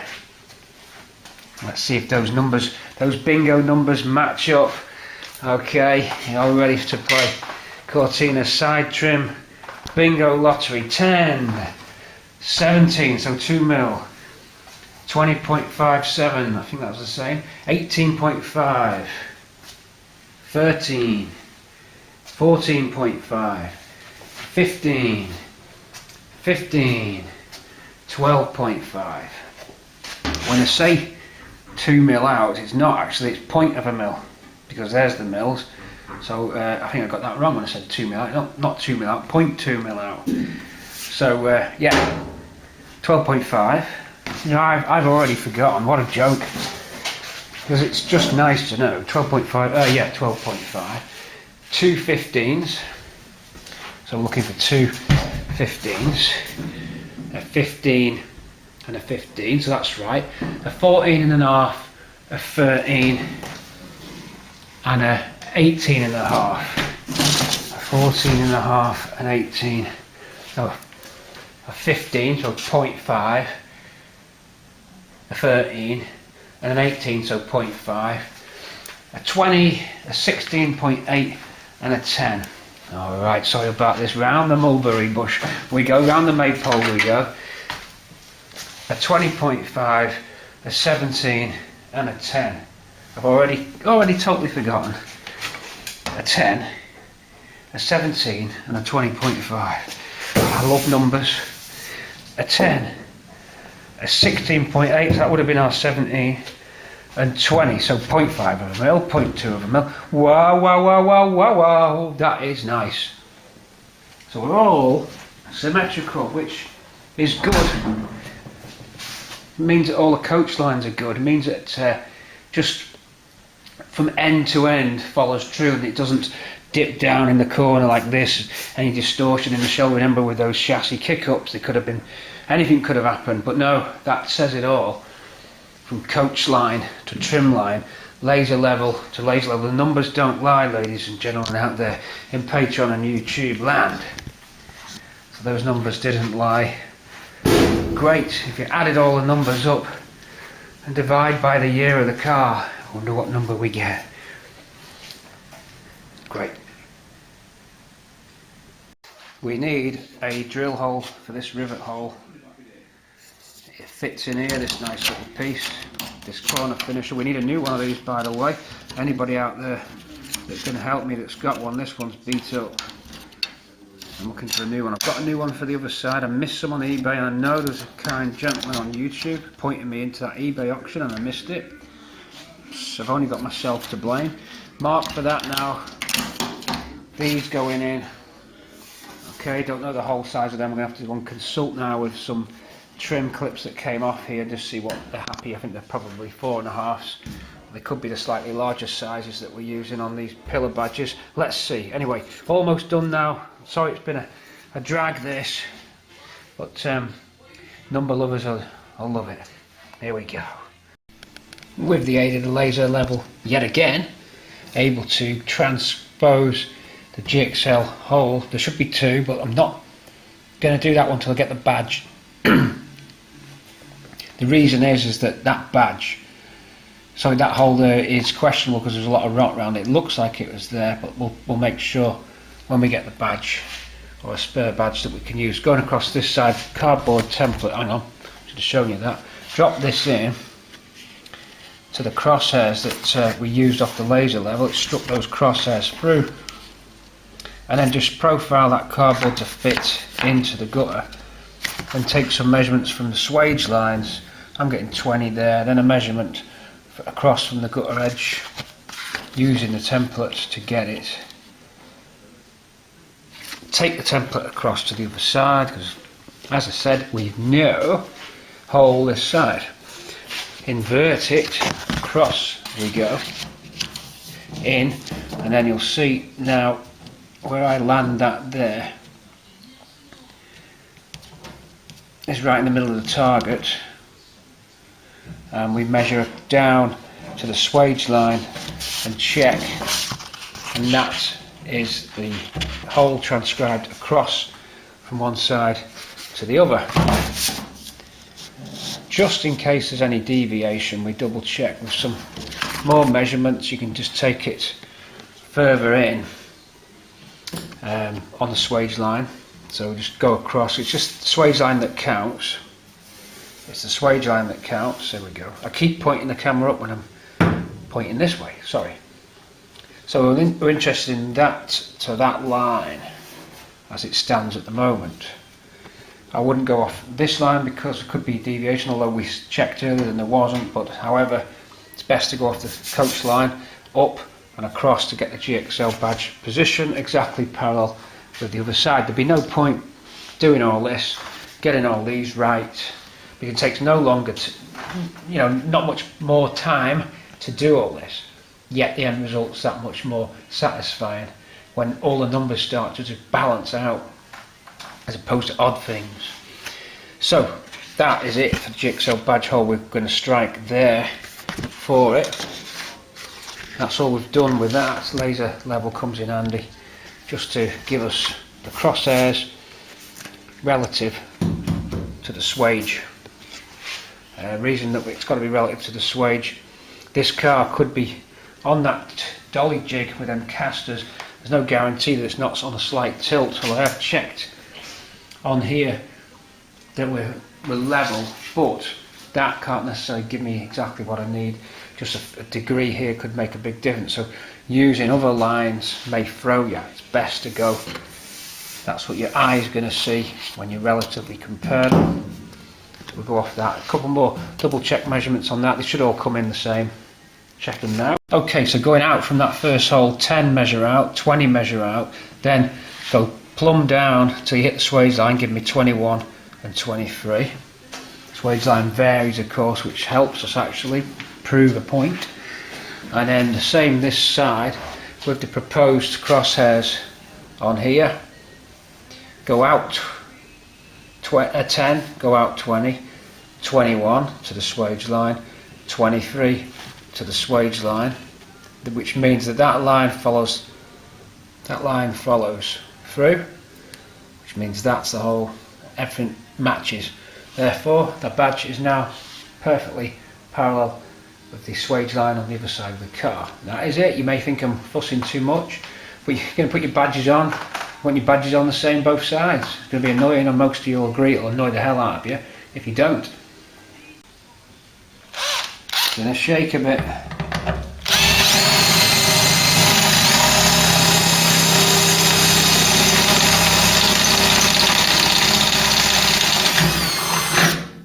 Told it to shake a bit. First GXL badge hole, and I'll just scribe that line down so we can get the second one when we get the badge. Say scribe, I'll mark it with a pen so the badge lays anywhere on that line. Okay, I've spotted something else. We need a 19 to 22 mil hole for the electric antenna.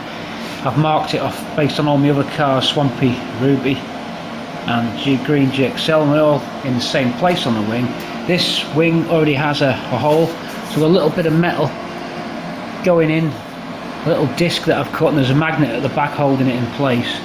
We're just going to MIG that up and then re-drill a new hole just there. Okay, here we go. Last little welding jobs, there's a little bit to do on the bottom of the driver's door, and I think we're almost done for welding. It's sad to see the welder go, but there we go. We did well.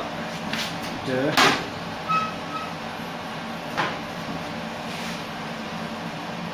There we go.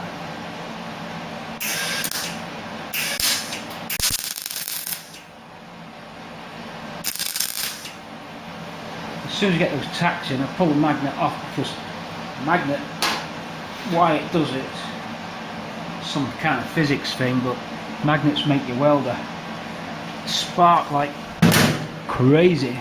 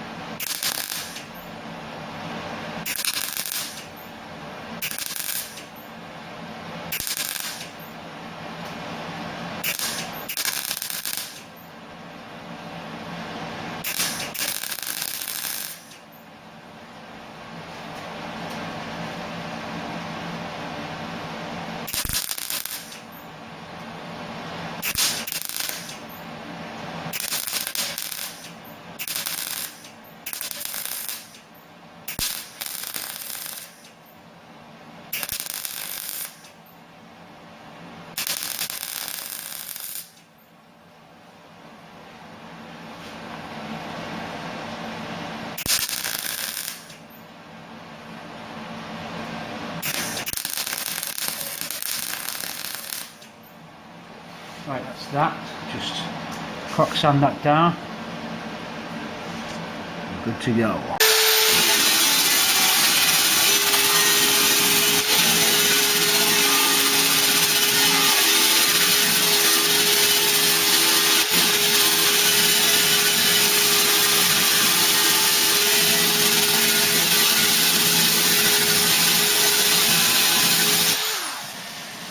A little bit more, just where I can see craters. Sometimes that welder won't go all the way in because you're taking it easy. Take it easy. Just not to warp the metal, I was laying off a little bit.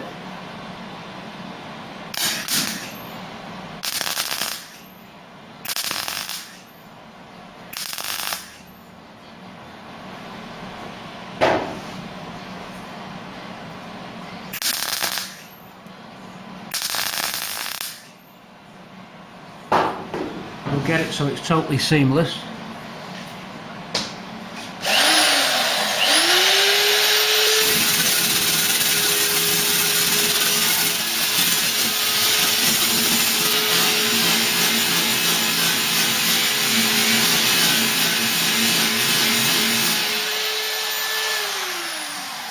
Should be alright there.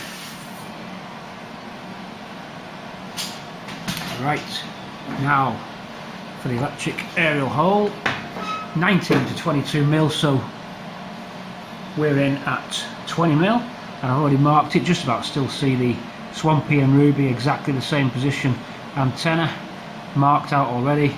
Shame it was close to that one, but I want it exact, so here we go, drill out for that. Nice and slow with these hole cutters.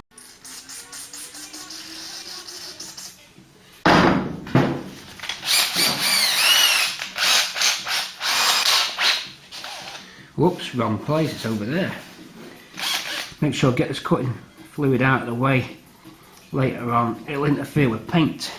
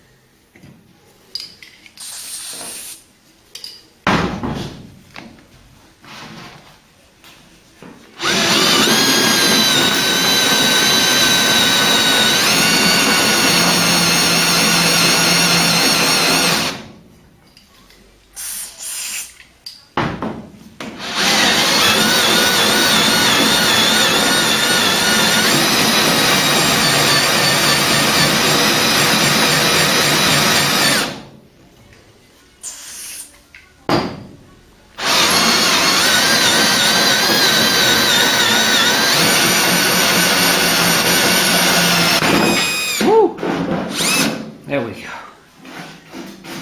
Up and down there. 19 to 22. In we go.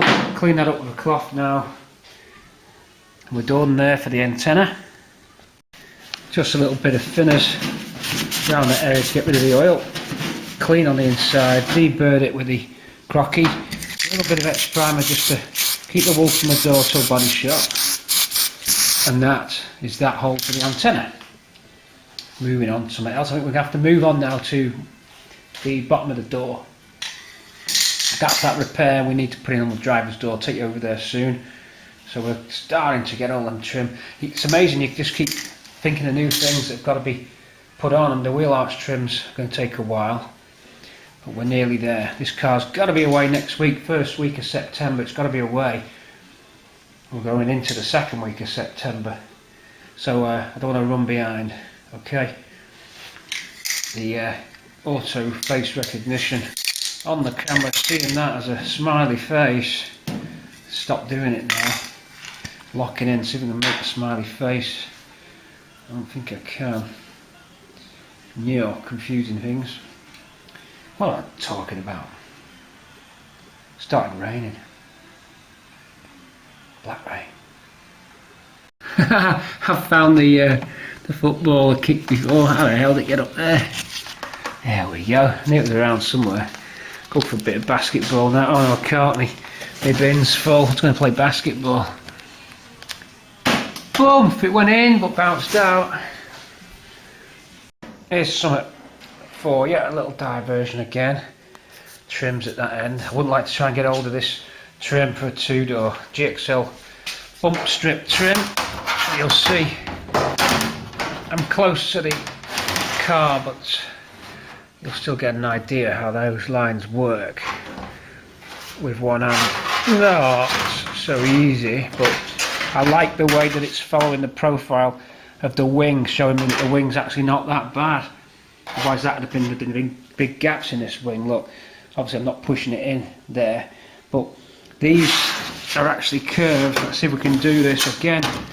No cameraman to help, but can you see, if we look down this, can you see how it curves? And especially curves at one last minute kick in there.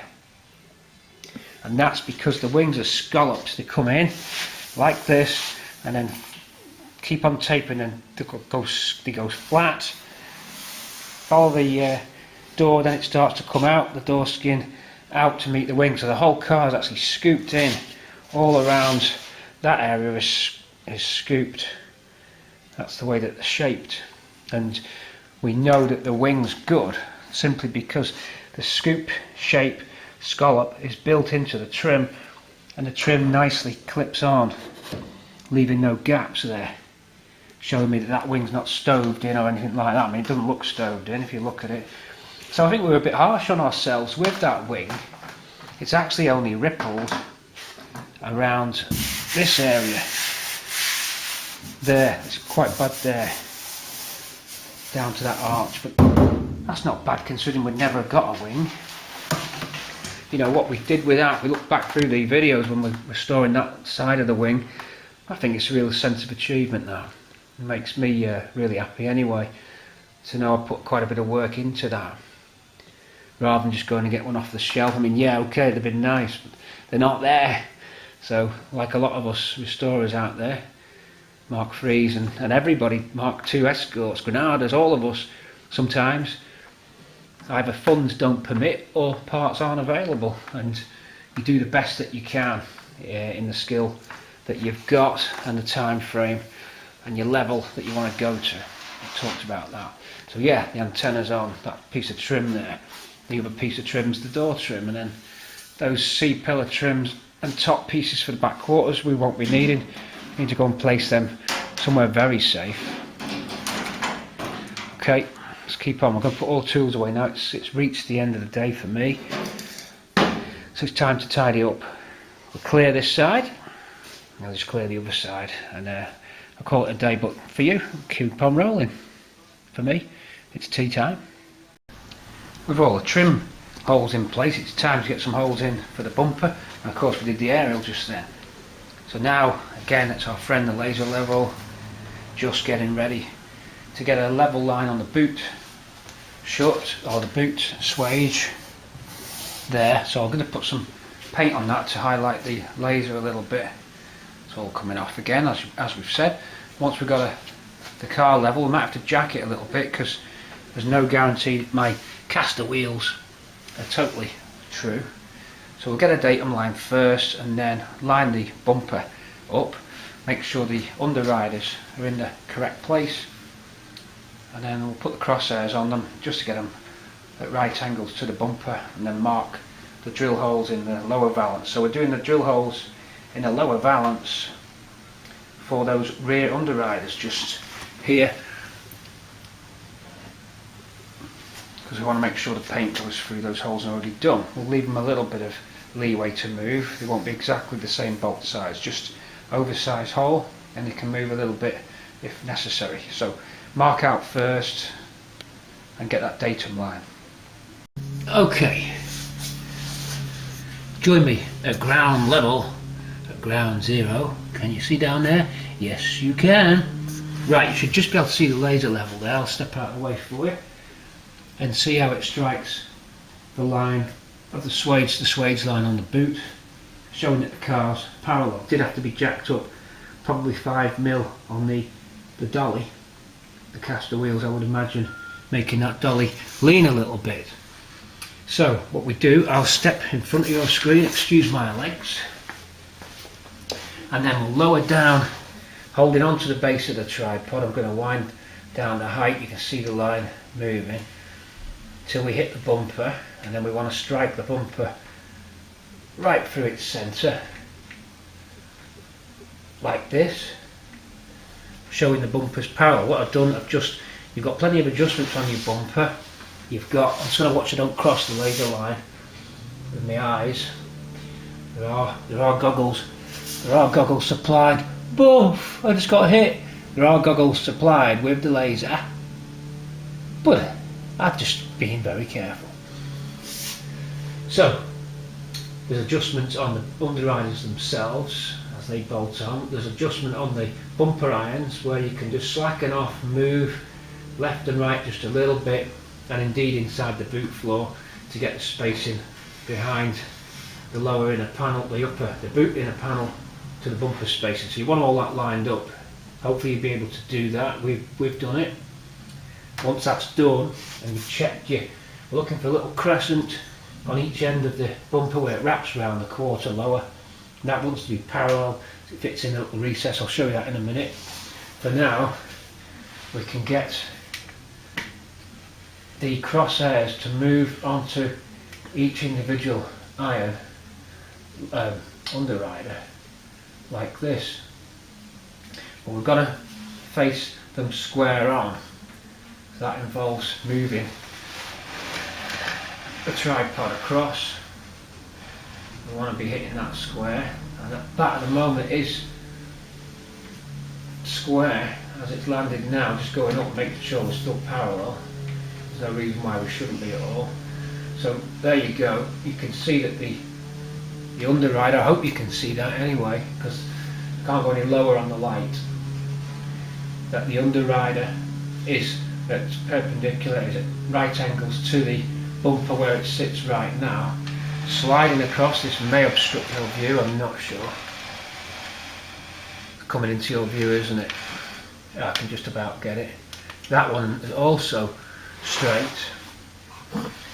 So really that's it. You've got this straight line coming down right through the middle of the rubber. So that means I push back and mark, and that's lovely and square with the bumper and indeed the boot. Okay, so that's it really. That's how you do it. We're ready to mark those. Hope you can still hear me. I've not got a cordless mic, or I could do with a little remote mic, couldn't I, for these kind of jobs. That's it, that's how I set them out. It's just a nice way, oops, I've hit it with a peak of my hat. It's just a nice way of knowing that everything's square. It just doesn't take any longer. We've said that before, of course, about lining up jobs that they don't take much more time to do, and you can look at it at a show or down your drive or in your garage and think, yeah, they're nice, because you wouldn't want to just suddenly notice once it's all painted and done that the bumper underriders aren't quite square. If you're going to mark the holes, you may as well mark them right. So that's how we do that. I'll go under with a pen and mark those holes and drill them out. We're going to do the same procedure at the front of the car. It's pretty straightforward, laser level, really earning its keep. Okay, a close-up shot then, just showing you a little bit more of what I mean and how we're going to do that. And I said I'd mention round the sides, better lit on this side. You'll see how you set your bumper so that it sits nicely in that scalloped out impression in the wing. Get it the same on both sides. There is quite a degree of flex and bend you can do. I've known a lot of these kick up, bend them down. You can get away with twisting your bumper as you need, but get in the right ballpark, get in the right zone, right ballpark, and it all pays off. So great stuff. More alignment then, all part of the final procedure before we roll this out to the body shop. Exciting times, everybody. Scramble, Chelsea, scramble, scramble, scramble, scramble.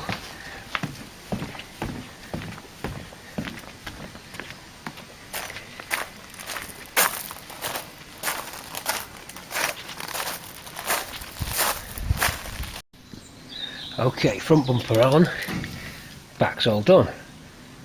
So same procedure, bolt on, get your lime up, but we're a little bit light outside because as you can see the car's just, hold on, whoa, whoa, whoa, whoa, whoa, incoming, incoming, incoming, open it up, whoa.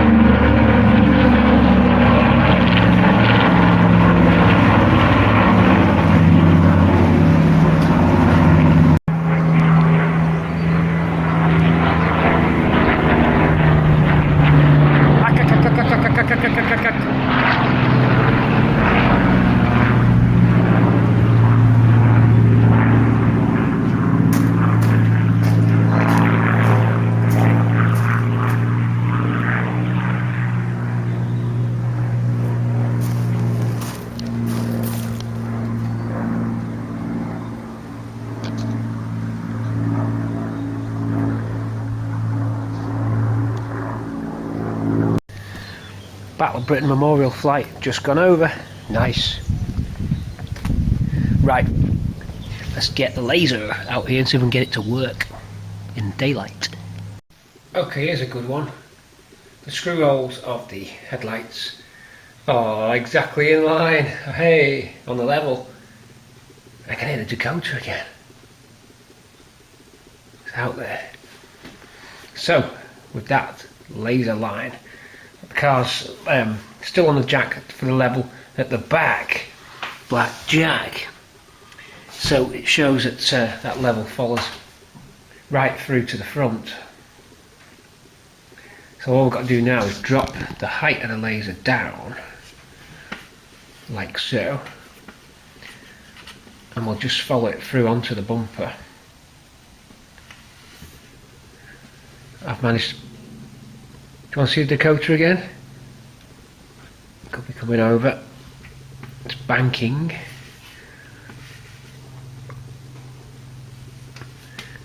And 2 Spitfires.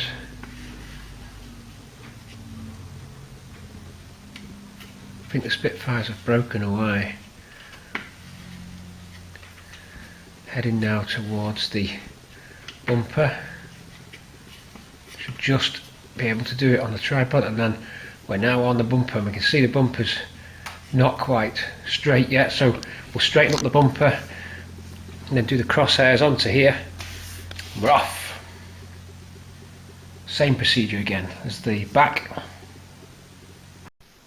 Okay, with these ones you've got to just mark round the underrider because you can't actually, there's no bracket, it's captive inside it, so let's mark round it, make a circle of an outline. Then when you've got the outline you can measure the bolt position and mark it onto the valance. Because we're doing oversized holes, we're doing at least I think we're doing 20mm holes on the front here. Means the bolt can just move where it needs to. So it's not too critical there, but at least we're in the right area again. So you see how we do it. Bumper nice and level, then square up your underrider, mark around the outside, get your approximate bolt hole. Then I go, I think it's 15 or 20mm I did on Ruby and Swampy. And that enabled the bolt to have, as I say, plenty of movement around.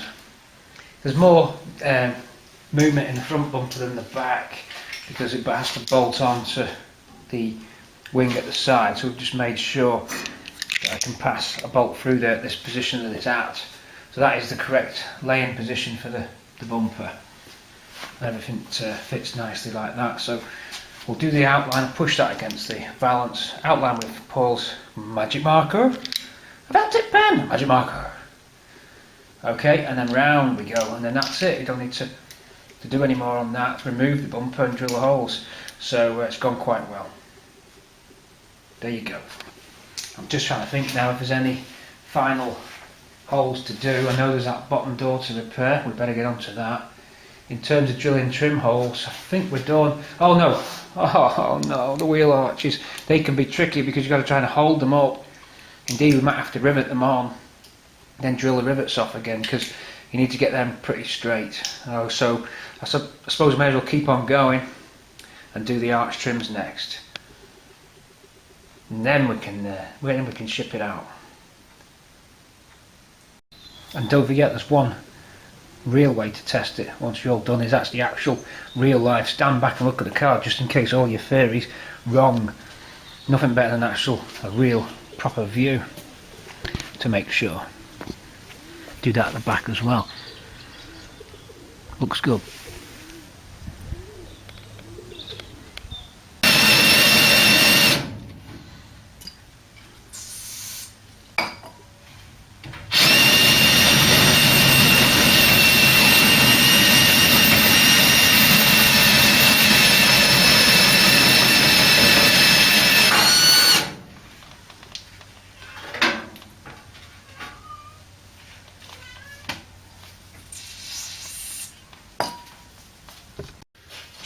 Okay, you join me at the front of the car, on the passenger side, near side, just doing the arch trims. Best way to clip them cockpit turbo. The best way to clamp them up is with these C-clamps. They're nice and gentle, don't put any imprints into the trim, which you can get if you're using locking pliers. You can get teeth marks in your aluminium trim, very fragile items. What we're lining this up for is to get the holes for the rivets that it has to hold it on. Obviously we don't rivet it on yet till we're painted, but we need to get the holes in to the wing. This wing's a little bit bashed about, so I've just been knocking it. We've got some hammers and dollies on the go, just because it's had a smack here. I think it's just storage damage, that, because it just pulls out that way. So I'm just letting the trim follow, and we're locked on good there now. So that is just as it should be. You can hear the roar of some engines outside. It's a Typhoon Eurofighter. Right, I'm out of C-clamps, so I could put some temporary rivets in to hold it, or I could just hold that and mark it. But I'd rather have it actually in position, so I'm going to see if I've got any more of these. I did have some mini locking pliers, I think I can use these. The trim that I'm using here is not the actual finished product trim. It's already dented and damaged. It's really a test trim, so although someone could use it, that's why I don't want to damage it anymore. Maybe on a wrap look car would work. So I've just got to get this clamped with my B&M bargain long nose. They're alright for low pressure jobs. Says that as I'm struggling to squeeze it together. There we go. So we're almost in. It's much of the same for the remaining three. I won't take you through that, except to say that I can see from here where I can place the drill holes. I'll get the rivet that I'm going to use. I use a slightly larger head rivet than Ford used, just because you get a better grip with those. And I'm going to check that those larger headed aluminium rivets require the same hole size as this. They may need just a mil bigger hole drilling. So check our rivets fit in the holes we're actually going to drill. Other than that, it's a straightforward job on the remaining 3 arch trims. I've found some more clamps, hooray! So same on this side. Stand back so you can get a view of what I'm doing. Just clamping up, and then magic marker time into those holes. We don't need to drill it with the clip, with the trim piece in position. We just go back later once we decide on the exact drill hole size, depending on the large aluminium rivet heads that I'll be using on that. Okay, so it's a bit easy to film on this side for you. So C-clamps ideal for this job.